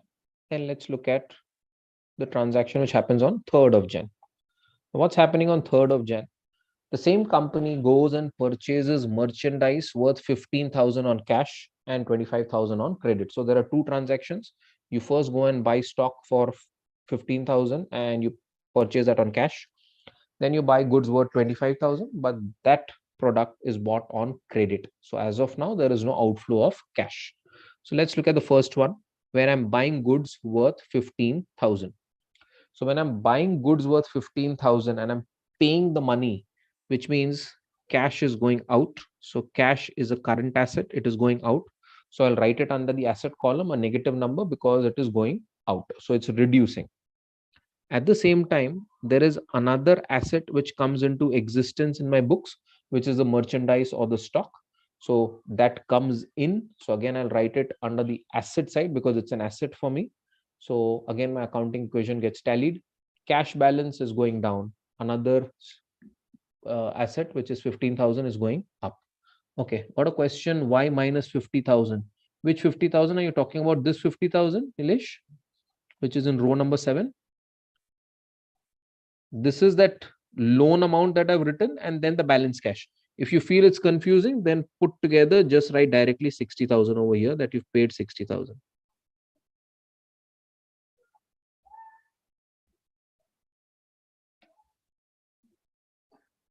Okay.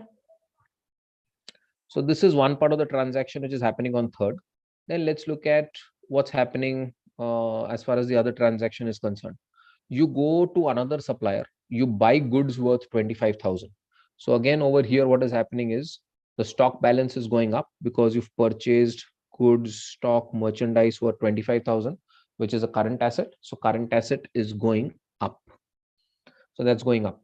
At the same time, you haven't paid the amount to the supplier, which means your liability is going up in terms of a creditor or a supplier.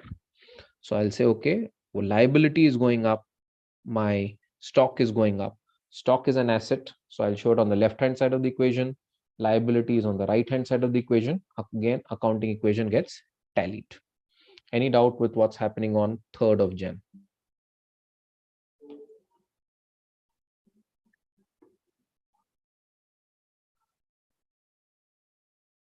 Okay, then let's look at the transaction which is happening on 4th. Now they're saying on 4th of Jan, this company sold the entire merchandise for 50,000 on cash. First, tell me, what is the cost of the merchandise that you have with you?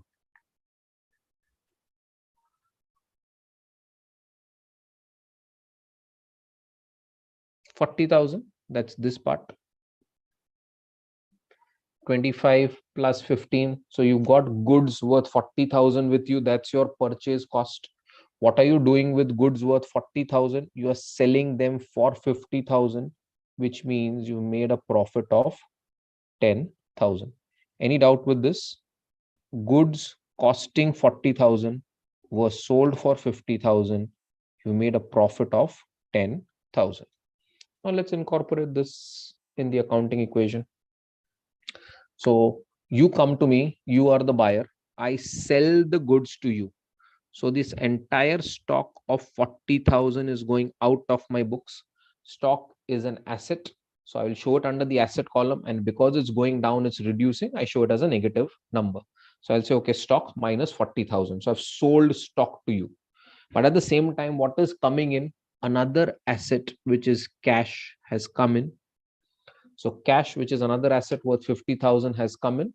So I'll show it under the asset column, 50,000. Along with this, what has happened? I've generated a profit of 10,000. So I've shown it under the revenue minus expense column. Typically, this is nothing but your revenue. So this is your revenue. So this is the profit that you've generated. So your asset side, if you look at it, what's the net impact? Net impact is it went up by 10,000. If you look at the right hand side of the equation, the right hand side of the equation also went up by 10,000. That is this. Any doubt with the transactions before we start incorporating this transaction in the balance sheet?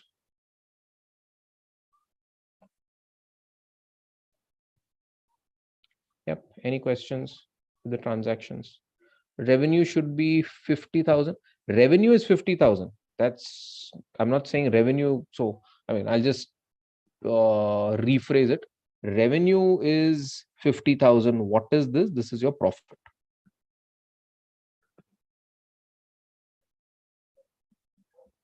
So I'm saying what has happened? I've sold goods. So cash worth 50,000 has come in. Then stock worth 40,000 has gone out.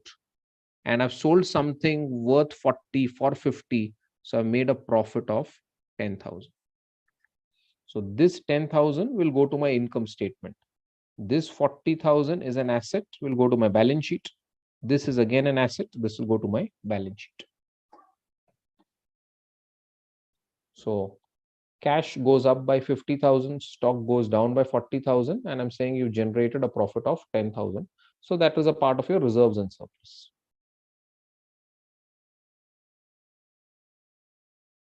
Gibbon, you're saying if liability is already there, then how is it a profit? Which liability, Gibbon?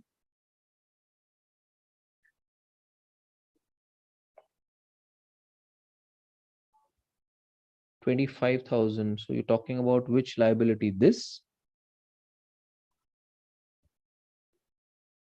This is not a profit for me. This is still a liability for me. It's still a liability. Yeah. What's the difference between cash flow and profit? We'll discuss it. Okay, fine. Just first let me finish off the balance sheet, then we'll come to it. This is a liability which I'll show over here.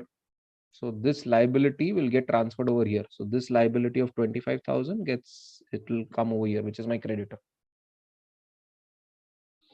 Okay, now once your accounting equation is ready, you can easily make a balance sheet. So let's look at it. What is this? This is your profit. So this profit will go to your reserves and surplus. So I'll take it here. I get this 10,000. Any doubt with this 10,000 reserves and surplus? Because it's a part of your income and expense, so it will get reflected in reserves and surplus. Then let's look at liabilities. I've got one liability which is creditors, so I'm capturing that over here. That's a current liability. So I'll show it on the liability side of the balance sheet. Then I have another liability which was the loan. Let's assume it's a long-term loan, so I'm showing it as a long-term loan, non-current liability. I've got a loan liability of 50,000. Along with this, I also have issued shares. So I've got share capital. That share capital will come over here in the liability side. So any doubt with share capital, reserves and surplus, loan, or suppliers or creditors before we look at the asset side?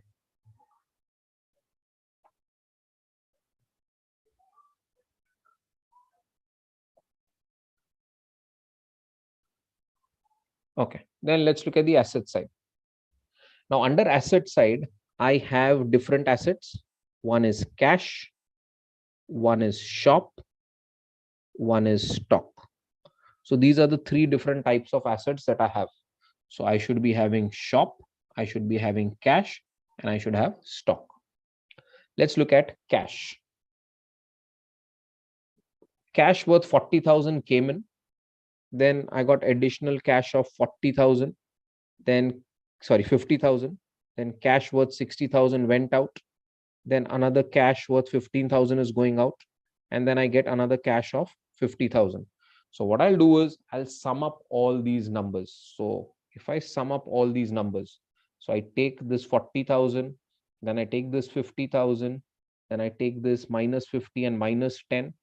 I take another minus 10 and this positive 50.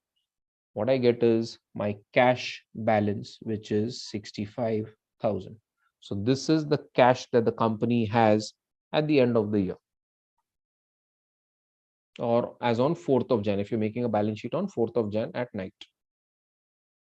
So any doubt with the cash balance? So take all the cash numbers, sum it up, you'll get a cash balance. Okay. Then let's look at the next asset. What's your next asset? Your next asset is a shop. So you've got a non-current asset. So that shop is appearing over here as a non-current asset, 60,000 on the asset side of your balance sheet. So I've taken care of cash, I've taken care of shop, and I've got one more asset, which is stock. Now let's look at stock. I first go and buy stock worth 15,000. Then I go and buy stock worth 25,000, which means I had stock worth 40,000 in my go down. Then a customer walks in and I sell him the same stock of 40,000, which means this stock which is there in my go down now moves out of my go down. So as of now, I have zero stock. So my stock balance is zero.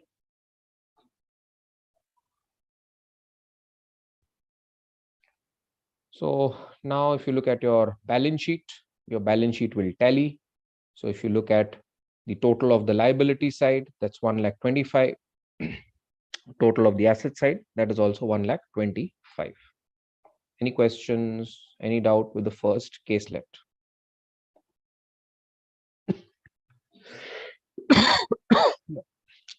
Yep, anyone?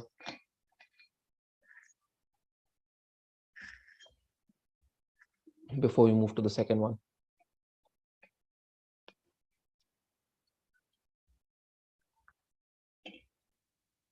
Okay, then let's look at the second one.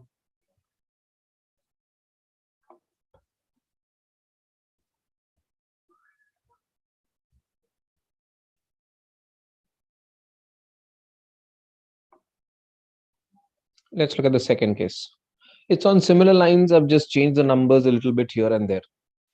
So the second case, invested capital were 10 lakhs. So let's say from the company's point of view, the company has issued shares and they've got money. So that's capital has been invested worth 10 lakhs.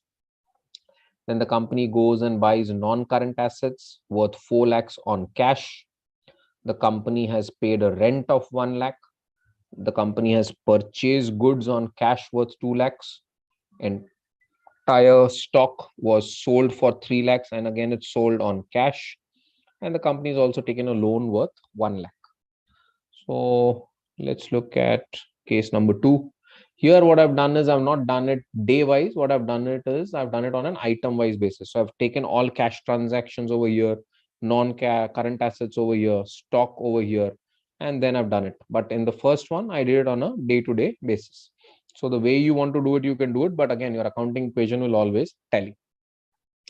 So again, let's look at the first one. They're saying invested capital worth 10 lakhs. So from the company's point of view, what has happened? From the company's point of view, company has issued shares and the company has received cash. So this is the impact as far as my accounting equation is concerned. The company has received cash, so cash balance will go up. At the same time, the company has issued shares, so the share capital has gone up. Again, the accounting equation tallies. Left hand side is equal to the right hand side. Let's look at the next one. Bought non-current assets worth 4 lakh on cash. Let's give a name to it. You go and buy some furniture fixture. So you go to a shop and you buy some furniture fixture, and in turn you pay cash. So what is happening? Your cash balance will go down by 4. So that is an asset. So that will go down by 4. But at the same time, another asset, which is a non-current asset, is going up by 4. So furniture fixture is going up by 4. Again, that's an asset. So I write it under the asset column. So any doubt with what is happening in the first 2 days?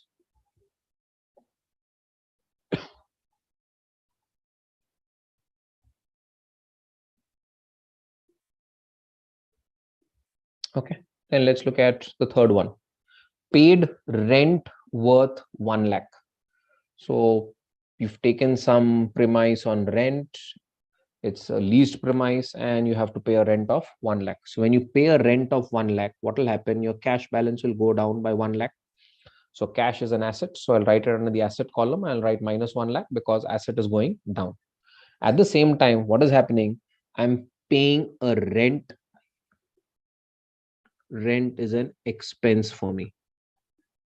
So my expense will go up. Right column. If you want, you can have a 5. I mean, you can make 5 columns over here. So you can write expense as rent, which is 1 lakh.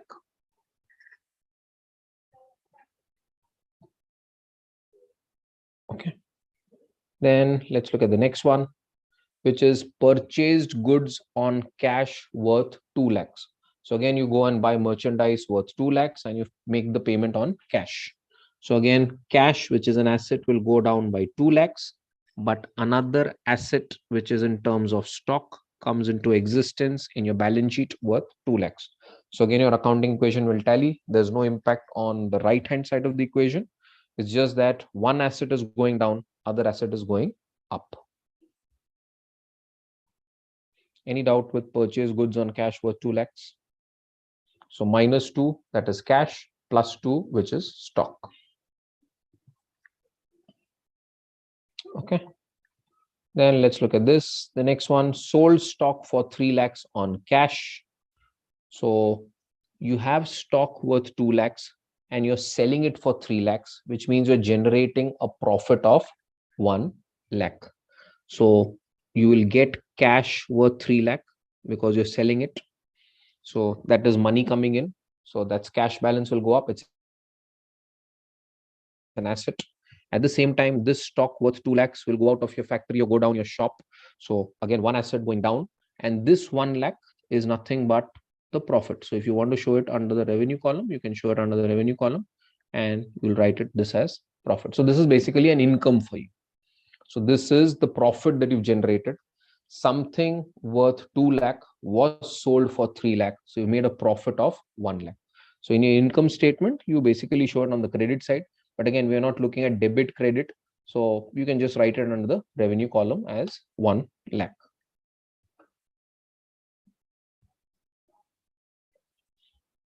And finally, let's look at the last one, which is loan taken worth 1 lakh. So you go to a bank and you take a loan. So when you go and take a loan, cash comes in. So the cash balance, which is an asset, goes up.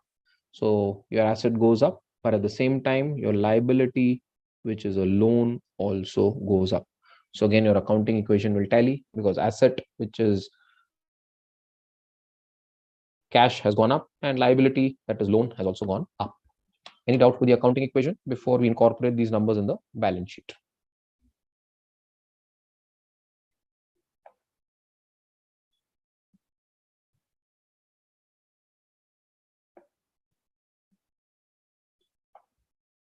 Okay, then let's look at the numbers. So I'll first finish off my income and expense. So I have an income of 1, an expense of 1, which means on a net basis, what's my profit or loss? My profit or loss is 0 because I've paid a rent, which is an expense for me. I've generated a profit of 1. So that's like an income for me. Net basis, my reserves and surplus is 0. Then I've got a loan worth 1 lakh. So I'll show it on the liability side, which is loan. And I've also issued shares worth 10 lakhs. So that's a part of my share capital, 10 lakhs. Any doubt with the liability side before we move to the asset side?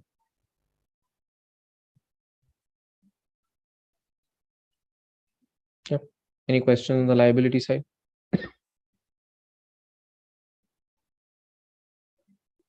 Okay. Then let's look at the asset side. On the asset side, I had stock worth 2.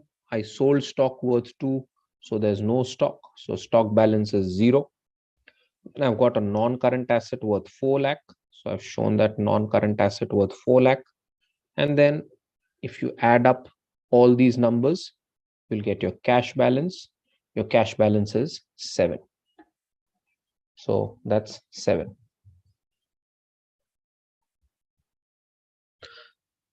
Okay, got a question. In revenue or expense column, both are positive. Should one of them not be negative? Yeah. So what I've done over here is I've written it as a comment. So I've written that this is rent, which means I know that this is an expense, and I know that this is profit on sale, which is a positive number for me. So, I mean, if you want to do it, then what you can do is you can just write this as 1 and this as -1. That's fine.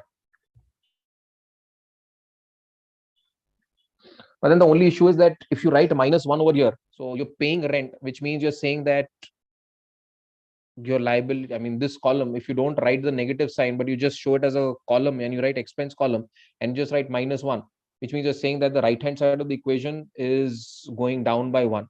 And at the same time, what is happening is you have that rent, which is going down by 1. So you can do it that way if you want. Or I've just put in a comment so that I know that it's an expense, this is an income, and then I have to capture that in my reserves and surplus. Net balance will give me 0.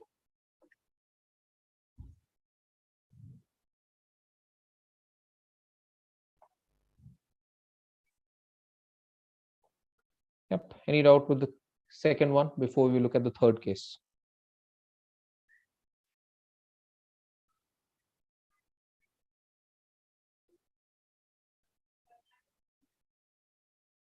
Okay. Can we move to the third one? Okay. Explain the balance sheet. Which part do you want me to explain, Vinay?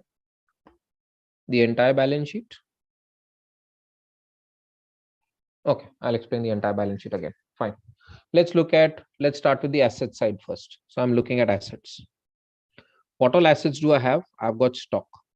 I had stock worth 2. I've sold 2, which means my stock is 0. So I've got 0 stock. Any questions on the stock? Stock is 0.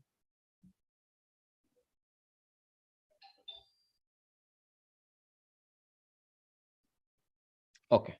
Then I have non-current asset worth 4, which is an asset. Again, I show it in the balance sheet on the asset side. Non-current assets 4. And then if I sum up all these numbers, I will get my cash balance. My cash balance is 7. So again, if I look at it, if I sum up all these numbers, that's my cash balance, which is 7. So this is my asset side. I've got non-current assets worth 4, cash worth 7, zero stock, put together total assets of 11. Any doubt with the asset before we look at the liability?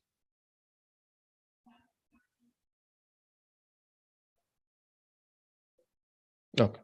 Then let's look at the liability side. If I'm looking at my liability side, what I have is share capital. So I'm liable to my shareholders. So that share capital will come over here. Then I've gone and taken a loan. So I'm liable for a loan. So that loan will come here. And then this will be a part of my reserves and surplus.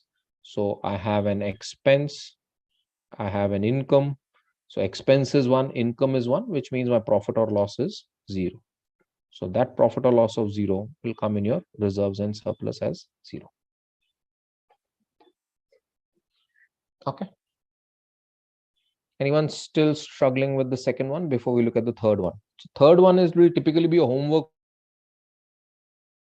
for you. We'll just go through it and then you already have the solution. Go through it. And then if you still need some help, let's say tomorrow, then we can discuss it again. Okay. So let's look at the third one.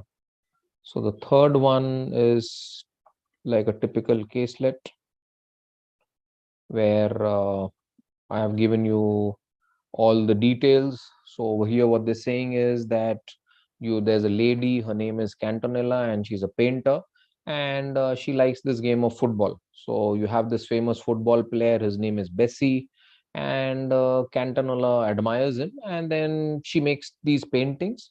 And one day, Bessie sees the painting, and he likes the painting. He's very impressed with that painting. They fall in love, and they get engaged. So as when they're getting engaged, what this footballer does is he signs the painting, and this lady then starts selling those paintings. So because it is signed by Bessie, who's got a great fan following, therefore she's able to sell the paintings and she's able to mint a lot of money. So she sold off the painting, and they're saying that after paying commission and everything, she got $95,000. And then she's thought that okay, let me start a company. And what will this company do? This company will make the paintings, best paintings, and then we'll sell it off. So that is how the company will generate revenue. So there are two sources through which this company is generating revenue. One is when you sell the paintings and those paintings are auctioned. So this is where the paintings are auctioned. These are the locations, in which month it is auctioned, what is the price at which it was sold, what is the commission that was paid, what was your travel, boarding, lodging cost, and your miscellaneous expense. So that's one source of generating revenue. And then you have the expenses which are also incurred. The other source of generating revenue is that you sell these paintings to sports magazines. So these are the names of the magazines where the paintings have been sold, in which month the contract was entered into, and what was the value of the contract.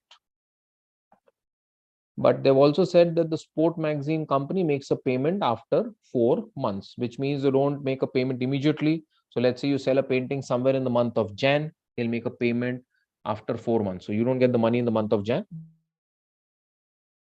you'll get it after 4. They've also said that this lady was incurring costs for material, labor, other expenses, and which is 5% of the sales value.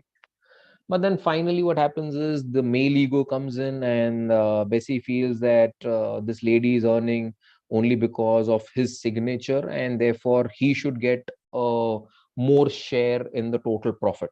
So he approaches the lady and he says that, okay, you should give me 75% of the sales value. But the lady says that no, she can give him only 20% and not 75%. And as a result, there's a conflict, and there's a case which is filed. So this guy goes ahead and files a case against the company, and he breaks the engagement. And the lady also files a case against this guy for canceling of the engagement. Finally, this company is spending money in defending the case, and it's spending 1.7 million for the case against the company, and 1 million for fighting the case, which is for cancellation or breach of engagement. And finally, these two people realize that it's giving them a lot of negative publicity and everything, and they decide that okay, they should withdraw the cases, and they wind up the company and they live happily ever after. And they're saying that, okay, using all this data, use an accounting equation, and then make a balance sheet and an income statement for the year ending 31st December. So again, if I go back to this equation or this example, revenues and expense will give me the income statement. This income statement will finally come to reserves and surplus. I'll take the liabilities, I'll take the share capital. This will give me the liability side, and then the asset side will come on the asset side of the balance sheet. So they're saying make a balance sheet and an income statement. So over here, we've just made a balance sheet. If you have to make an income statement, which means you have to focus on this part also. So you'll make an income statement. So an income statement, you will say, okay, I'll have income, I'll have expenses. So whatever income you have, you'll write, whatever expenses you'll have, you'll write. And finally, you'll get your profit or loss. That profit or loss will get transferred over here as your reserves and surplus. Yep. Any doubt with the case let? Just try doing it. I mean, I know that, it's already late night, and again, tomorrow you have some sort of an exam. Let's see if you can do it. And if you still struggle, we'll discuss it. If people are not able to do it because of lack of time, then let me know. I'll go through the case in detail in the next session. But any doubt with or any query with the caselet, if you are struggling with any part which you haven't understood, let me know in the caselet, case 3.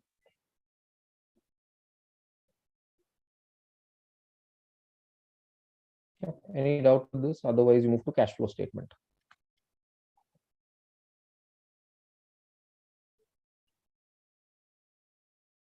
Okay, if there's no doubt, then let's move to the cash flow statement.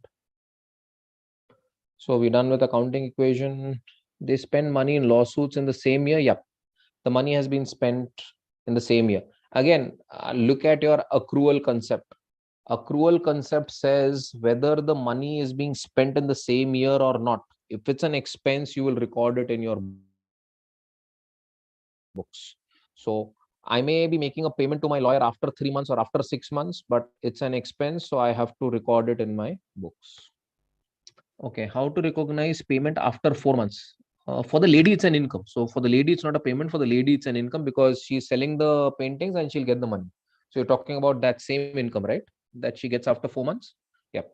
So what will happen for this? Let's look at it. So let's say I sell something on, let's say 15th of Jan, and my customer tells me that he'll make a payment after 4 months, which means he'll not make a payment on 15th Feb, March, April, May. So I will get the money on 15th May. Now, I will record it as an income. So income is not a problem. So let's say I've sold goods worth 100, but I've got cash worth only 85, 15 is pending. So income is 100. Cash received is 85. And I'm saying this is yet to be received, which means this is my debtor. So this is how I'll split that. So I'll say, okay, total income I'll take, but out of the total income, some amount has been received in cash. Balance, which is not yet received, you show it as debtors.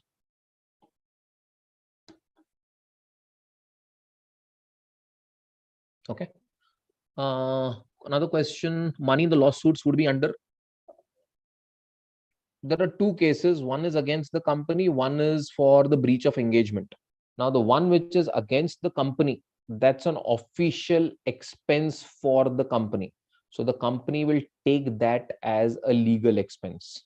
So let's say you're spending 100 rupees for the company case and you're spending 50 rupees for that engagement case. This 100 rupee is an expense for the company because it's an official expense. The case has been filed against the company. This 50 rupees, the company is spending money on behalf of the promoter. Again, we discussed something in the very beginning, which is your entity concept. So in the entity concept, what we discussed is that the promoter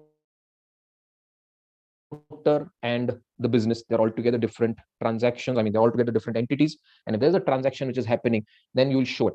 So if the company is incurring some cost on behalf of the promoter, which is not an official expense, my money is going out, but I will not treat it as an expense. I'll show it as a recoverable from the promoter. So in this case, you will say that, okay, you spend 50 rupees, money is going out, but then you will say that, okay, I have to collect 50 rupees from the promoter. You will not show it as a legal expense in your income statement. So this 50 will not be treated as an expense. This 100 will be treated as expense. Just go through it. I mean, if you have problems, let me know. We'll discuss it in detail in the next session. Any questions till here? Otherwise, let's move to the last part, which is the cash flow statement. That's this part. Uh, IAs contain calculations. If so, can we use Excel? Of course, I've already told the exam team that they should give you the permission to use Excel. If I'm not wrong, nobody's monitoring you, right? They've removed, so nobody is from the metal team or from the exam department is there monitoring you, right? If I'm not wrong. Because I told them that candidates should be allowed to use Excel. So they said, yes, we have given them the permission.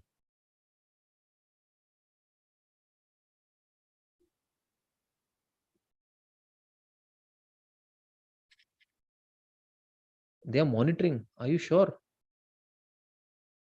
Because I just had a word today morning and I was told that a term and exam is different. The in IAs, as far as the IAs that I have set, so as of now, I think I've set 3 IAs, and all 3 IAs, they've said that, I've clearly said that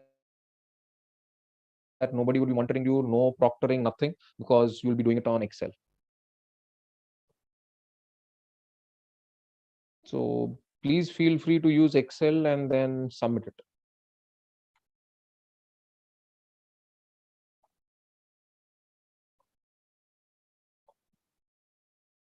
You can't minimize the Excel. Oh, what's the issue? I mean, there's some issue with Excel. Oh, metal.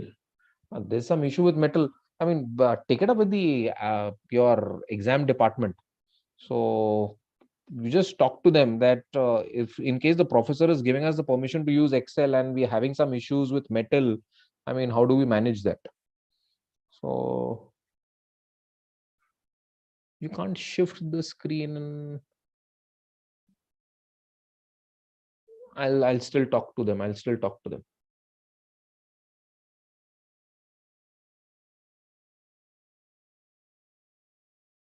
Because I was clearly told today morning that, sir, as per instructions received from you, we have clearly communicated to upgrade that there'll be no proctoring for the first 3 IAs because it's all Excel based. So I'll still have a word with them maybe on Monday again. But it's all Excel based. So, and there's no proctoring. This is what I've been told.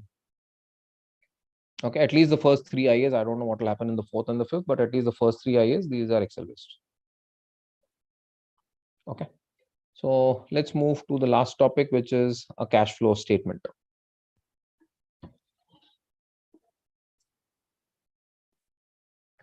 Let's look at a cash flow statement.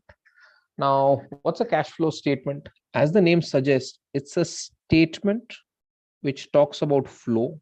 Flow is nothing but change. And cash over here is a broader concept. It includes cash and cash equivalent.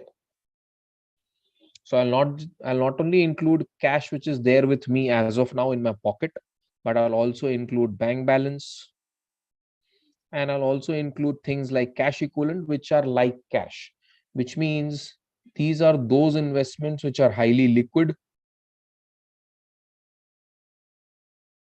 which are held for short term, which is typically, let's say, 90 days, and there is hardly any risk for a downside in their value. So the risk is low.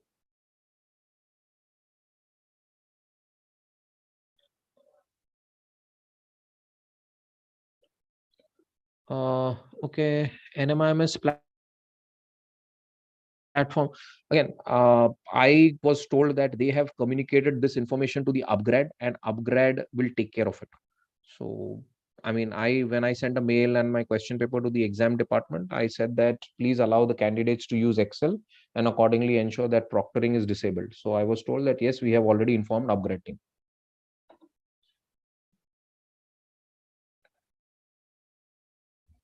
Okay. Okay. A question, cash equivalent example.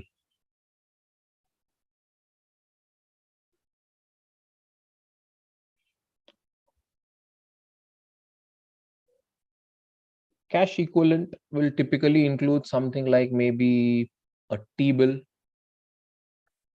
or maybe a commercial paper or maybe an FD which you have, which is maturing, let's say, in less than 90 days. So you made an FD which matures in, let's say, 30 days, 60 days, so on and so forth. All of that will be cash equivalent. So what is cash equivalent? Something which is like cash. So it has to be a liquid item. It has to be done for short term. And there should be very little risk as far as the change in value is concerned.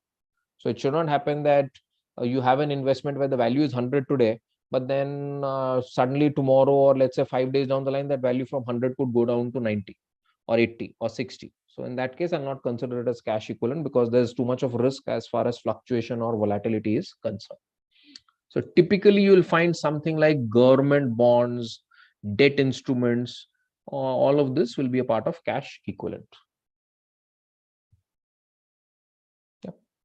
Now, when I look at a cash flow statement for a company, there are three sources through which either cash or cash equivalent can come in or it will go out. It could be because of operating activities, financing activities, or investment activities. So let's say you do a cash sale. That's something that you do on a day-to-day basis. It's an operational activity. So that is when money can come in. Then you're paying wages and salaries to your employees. You're making payment to your suppliers. That's again a day-to-day activity. It's an operational activity and money is going out. So money could come in or go out because of operational activities.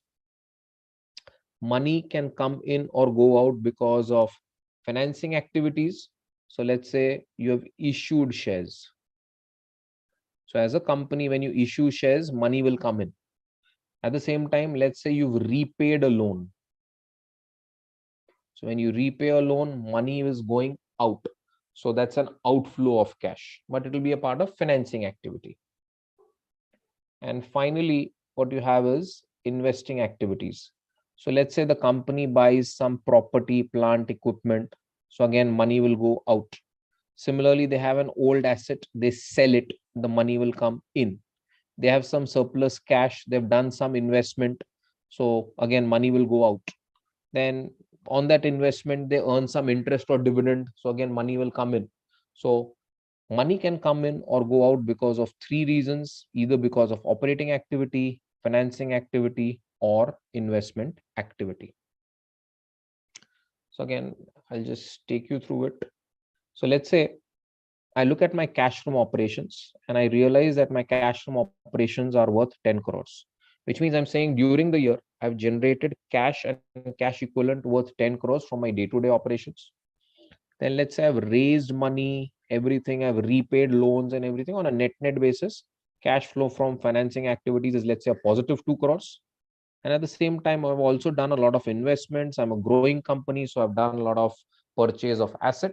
And let's say that is worth 4 crores negative. So on a net basis, what's the cash that the company has generated? 10 plus 2 minus 4, which is 8 crores. So this is the cash generated during the year. So during the year, through your various sources, you've generated 8 crores. So this is the cash generated. In this, if you take your opening balance of cash and cash equivalent, so let's say your opening balance of cash and cash equivalent was 1 crore, you will get your closing cash and cash equivalent, which will be 9 crores. So this is how you typically make a cash flow statement. You'll calculate your cash from operating activities, cash from financing activities, cash from investing activities, sum it up, get the cash generated during the year, add your opening cash and cash equivalent, you'll get your closing cash and cash equivalent. Any doubt with the basic explanation before we look at a numerical?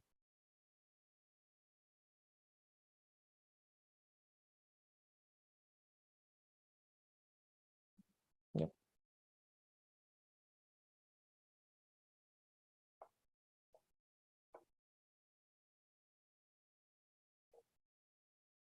Any doubt with the basic interpretation? Okay, I'll take you through this question, then I think it would be clear. Okay. So typically what you have is when you're making a cash flow statement, there are three parts. One is your cash from operating activities. One is cash from financing activities. So you have cash from operating activities. You'll have cash from investing activities, and you'll have cash from financing activities. In this question, you're telling me that from your day-to-day operations, you've generated cash worth 8,000. You've spent 2,000 on investing activities, and you've generated 3,000 from financing activities. So if I add these three numbers, what is the cash that I've generated during the year? Cash generated during the year is 9,000. Any doubt with this 9,000?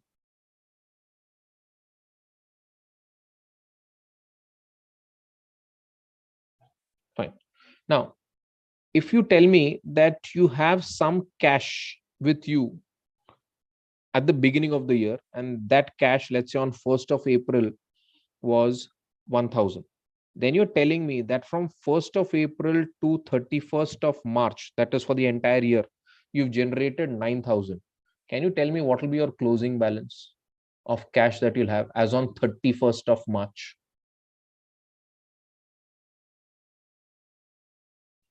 You had opening cash of 1,000. During the year, you've generated additional cash of 9,000. Closing cash is 10,000. So this is how you make a cash flow statement. You calculate cash from operations, cash from financing, cash from investment. You get cash generated during the year, add your opening balance, you'll get your closing balance. Any doubt with this before we look at the internal line items that will come in each of them?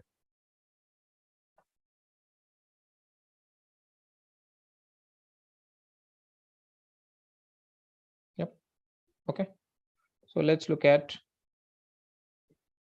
cash from operations, financing, and investing activity. Let's start with, let's say, cash from financing activity.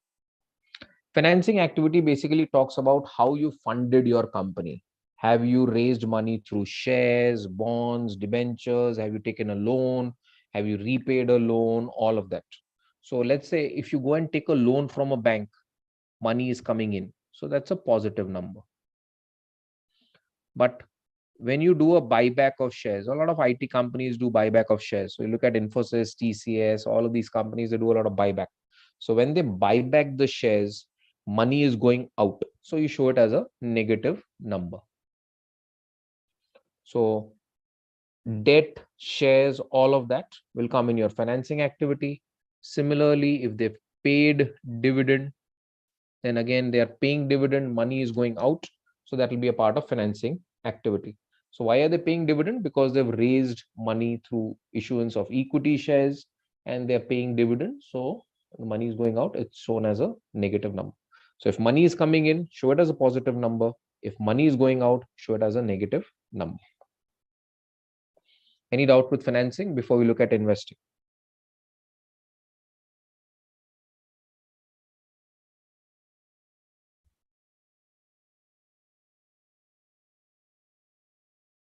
Okay. Then let's look at investing activities. In investment activities, you look at what all assets the company is buying or selling. So if the company sells an asset, then there'll be an inflow of cash. So I'll take it in investing activities and I'll say, okay, the company has sold an asset. So that's an inflow of cash. Similarly, at the same time, I'm saying that, okay, the company has purchased an asset. So when the company purchases an asset, the cash is going out. So you show it as a negative number. At the same time, the company could have bought some investments. On those investments, that is typically shares, the company has received some dividend. So when they receive dividend, it's an inflow of cash. So again, if it's an inflow, take it as a positive number. If it's an outflow, show it as a negative number. And finally, if you net it off, you'll get your cash from investing activities. When you look at your cash from operating activities, what you basically do is you start with profit for the year. So there are two ways of calculating this. One is the direct method and the other one is the indirect method. So globally, companies follow indirect method where they'll start with profit for the year and then they'll do the adjustments.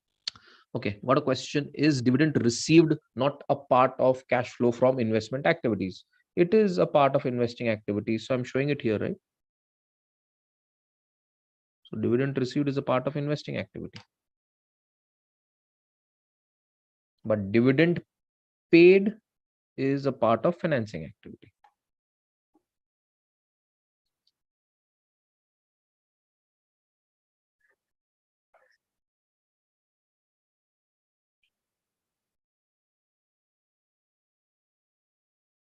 Yep.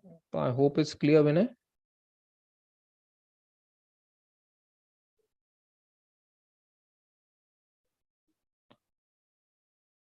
No, dividend received is not a part of financing. When do you receive dividends? Tell me. When you bought shares. So let's say you buy shares of Reliance Industries, which means you have done an investment. You bought shares of Reliance. And when you do an investment and you get something in return, so that is dividend, that dividend received will be a part of investing activities. So when you buy shares, it's an investing activity, but there the money is going out. On that same investment, you're getting something which is an inflow for you, dividend. So that will also be a part of investing activities, but it will be an inflow for you. So purchase of fixed asset, purchase of investment, all of that will be shown as an outflow in investing activities. From those investments, if money is coming in, then I'll show it as an income. The cash is coming in. So dividend received will be a part of investing activity, not a part of financing activity. In financing activity, dividends paid will come.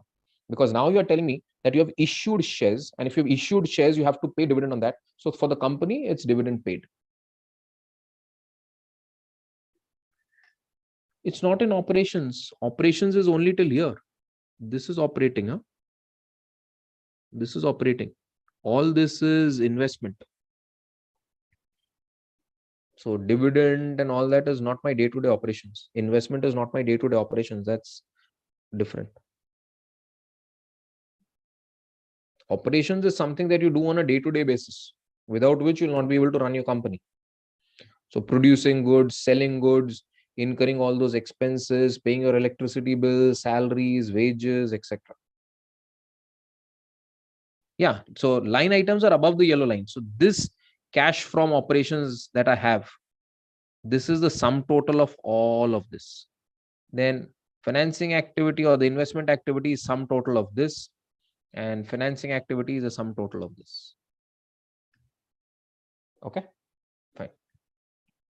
So you can use a direct method or an indirect method to calculate your cash from operations. Companies globally use the indirect method where they start with profit for the year. So they'll start with profit and then they'll start doing adjustments. What adjustments they'll have to do? Let's look at those adjustments. There are basically three adjustments that the company will do. The first one is they will do adjustments for non-cash items. They will do adjustment for non-operational items, and they will do adjustment for working capital. So let's look at non-cash. Depreciation. Depreciation is a non-cash expense. This has reduced your profit, but it did not impact the cash balance. So profit went down, but it did not impact your cash balance. So I'll have to adjust for that. So I will add back the depreciation. So my starting point is profit for the year. So this profit of 10,000 has gone down by 2000 rupees because of depreciation, which is a non-cash expense, but it did not impact cash. I want to calculate what's the cash that I have from my day-to-day operations. So I'll say, okay, reverse the transaction. If you've reduced your profit, add it back, you'll get your cash balance. So that's one example of non-cash item. Similarly, you'll also do adjustment for non-operational items. So when you do adjustments for non-operational items, what you basically do is you adjust things like dividend, interest, all of that, which is non-operation, which has got nothing to do with your day-to-day operations. So dividend income and all of that will have to be adjusted for. At the same time, working capital will also impact my cash from operations. So I'll do the adjustment. Let's take a simple example. Let's say debtors. Let's say my opening debtors were 100, closing debtors are 60, which means debtors have gone down. So a reduction in debtors is an inflow of cash. So 100 rupees were outstanding from your customer. Now you're telling me that only 60 is outstanding. So if nothing else has happened, which means you've received 40 rupees from your customer, so that's an inflow of cash. So a reduction in current asset will be an inflow of cash. Similarly, let's look at creditors, which is a current liability. Current liability was 100, your suppliers. At the end of the year, it is 60. So what has happened during the year? You've paid money to your supplier. So a reduction in a creditor, or in general, a current liability, will lead to an outflow of cash. So you'll do adjustments for non-cash item, non-operational item, and working capital. Look at the tax paid and finally get your cash from operations. Once you get your cash from operations, look at your cash from investing, financing activity, get the cash generated during the year, and then add your opening balance, get your closing cash and cash equivalent. Any doubt with the cash flow statement before we link it to the life cycle of a company?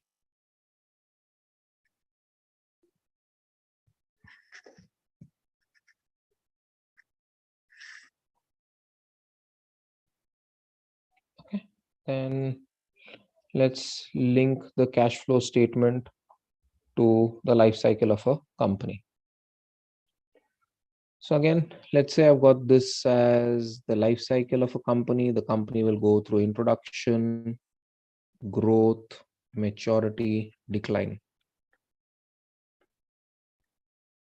So I'll have cash from operating activities, cash from financing activities, and cash from investing activities. Let's look at cash from operations. Generally, if you're a startup, if you've been into business for like a few months or maybe just 1 or 2 years, what will happen is your cash from operations will be negative.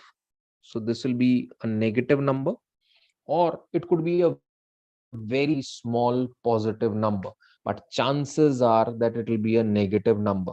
Because if you're just a young company, you will not generate cash from your day-to-day operations. You'll be a loss-making entity and your cash from operations will be negative. But as you grow and you move from the introduction stage to the growth stage, slowly and steadily, what will happen is that cash from operations, which was a negative number, will move to a positive number, and it will be a small positive number because you're still expanding. You could sometimes be making profits, you could sometimes be making a loss, and therefore it could be a small positive number. So when you move to the growth stage, it will be a small positive number. As you move from the growth to the maturity stage, your cash from operations become bigger and it's a big positive number. And finally, if you move to the declining stage, then again, you're losing out on your market share. Customers are not ready to buy your product or service. So again, your cash from operations slowly and steadily from a positive number will move to a negative number. So you start with a negative number, then slowly move to a small positive number, then move to a big positive number, and then slowly again move to a negative number. So this is how your cash from operations will keep changing from the introduction to the decline stage. Any doubt with cash from operations? Anyone?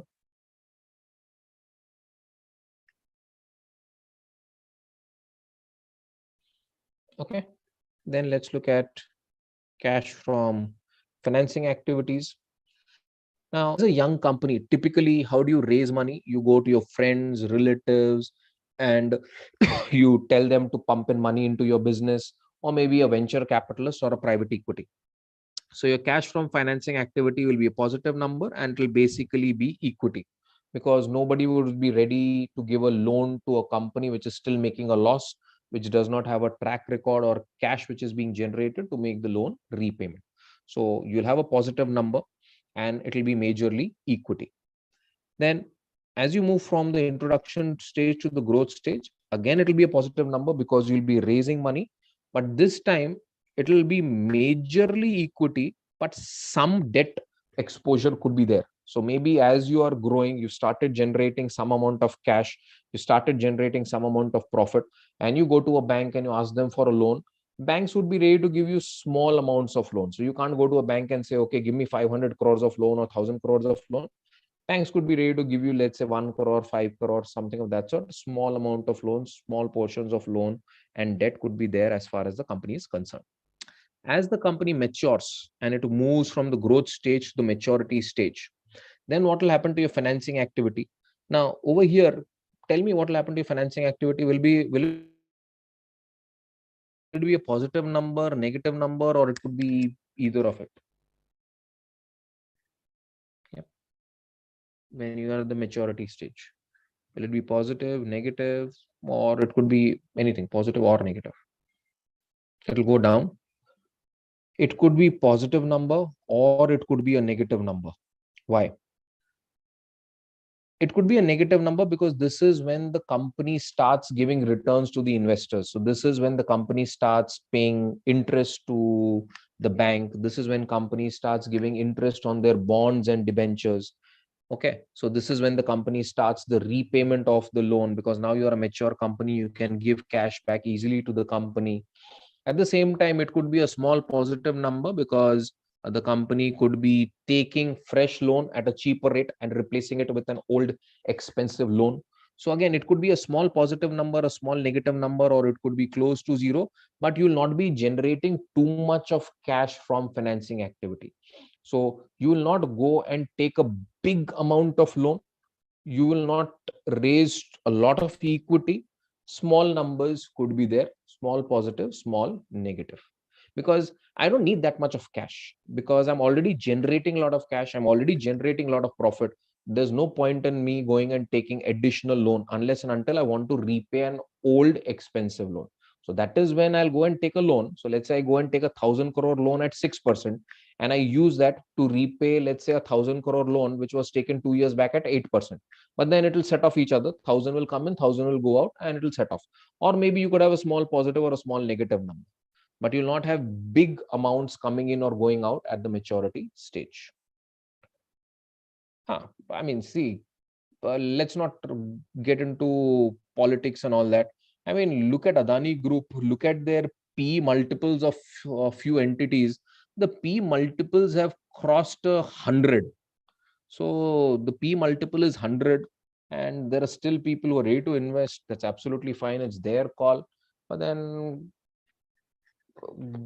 I mean, if you have some sort of political backing, then it's good. Otherwise, you have too much of debt. I mean, look at what happened a few months back. That rating agency also came out with a report saying that this company has too much of debt and the risk in the company is increasing as far as Adani is concerned, because most of their expansions that they're doing is with the help of debt. So they're expanding and they're expanding aggressively, and they're moving into those businesses which are capital intensive, for which they need a lot of money, and they're going and taking too much of debt. I mean, the day this bubble bursts, God knows what will happen. So if you're able to convert and generate cash in future, great. But if you're not able to convert cash, then all those banks who have given loans, their NPAs will start going up. And slowly, when you move from the maturity stage to the declining stage, then again, typically, if you're a sensible company, what should happen is you should start repayment of debt and everything, which means again, money should be going out of your books as far as financing is concerned. So you'll start repaying of loans, you'll start giving returns to your investors, you'll give interest to the bank, you'll tell the shareholder that, okay, I don't have great investment options, whatever cash I have, I'm giving it back to you, and you'll give returns to your investors and shareholders. So all that will happen. Then finally, let's move to the investment activity. If I'm looking at investing activity, at the introduction stage, I'm investing a lot of cash in my investing activities. So it will be a negative number because money will go out, but it will be a small number. Because initially you don't start investing 100 crores, 200 crores. So you start with a smaller base, maybe a few lakh rupees, or maybe just 1 crore or 2 crore. But slowly and steadily, as you move from the introduction stage to the growth stage, it'll become a big negative number because you're pumping in money and you're expanding, you're growing. So investments are happening, money is going out, and this number becomes a bigger number. Again, when you are a mature company, can you tell me what will be your cash from investing activities at the maturity stage?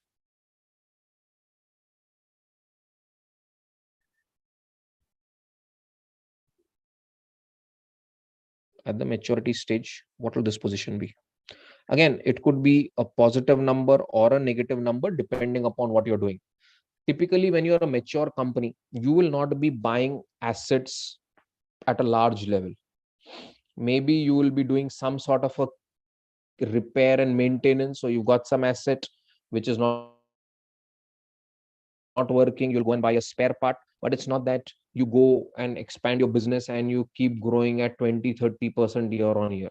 So you could have a small negative number because you could be doing some sort of investment, or you could be having a small positive number because you're selling off an old asset which is of no use, and let's say that asset is no longer being used because you moved into some other business, so you just want to sell it off and get some cash. So it could be a small positive number or a small negative number depending upon where you are in the maturity stage. Finally, what will happen at the decline stage as far as investment is concerned? When you are at the declining stage, your business is shrinking, you will not be doing investments. In fact, you will be selling off your assets and you'll get the money. And that money that you get should be used to repay off your loans and give returns to your investors. So this is what will typically happen as far as the life cycle is concerned. Any doubt with the life cycle of the company and how we link it to the cash flow statement?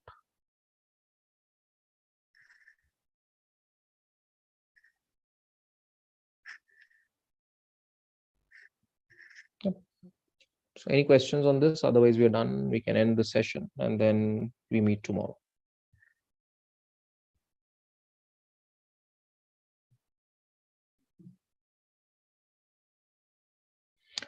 Yep. Case study type of questions you can expect in the end term. Definitely, maybe not there for the midterm or the IA is what you call it. Vibhor, introduction stage. What have you written? CFI, I decline stage. So you want me to explain cash from investing activities in the introduction and the decline stage?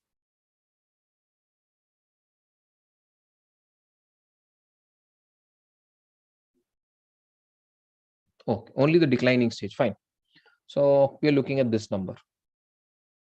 Now tell me, if you're a company where you're losing out on market share, people don't like your products, they don't like your services, will you buy more assets, or you'll try to focus only on that business which is doing well and you'll try to shrink your business and get out of your other businesses which are not profitable?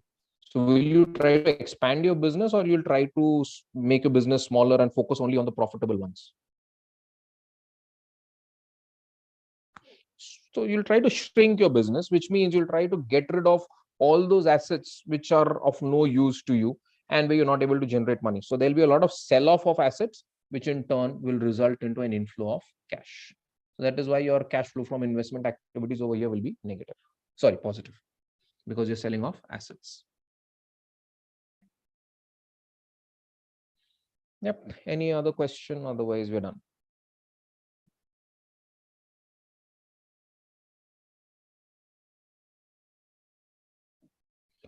IA2 will be descriptive of problems. I mean, just study. That's the only thing that I can say. I mean, the only thing that I can say is it will not be MCQ based. So it's not MCQ.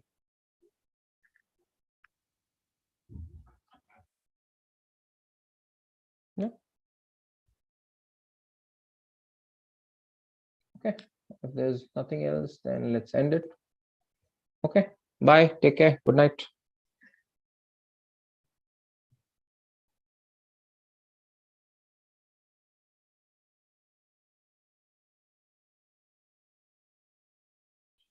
Yep. Thanks, Jyoti. Thanks, Sunil. Bye. Good night.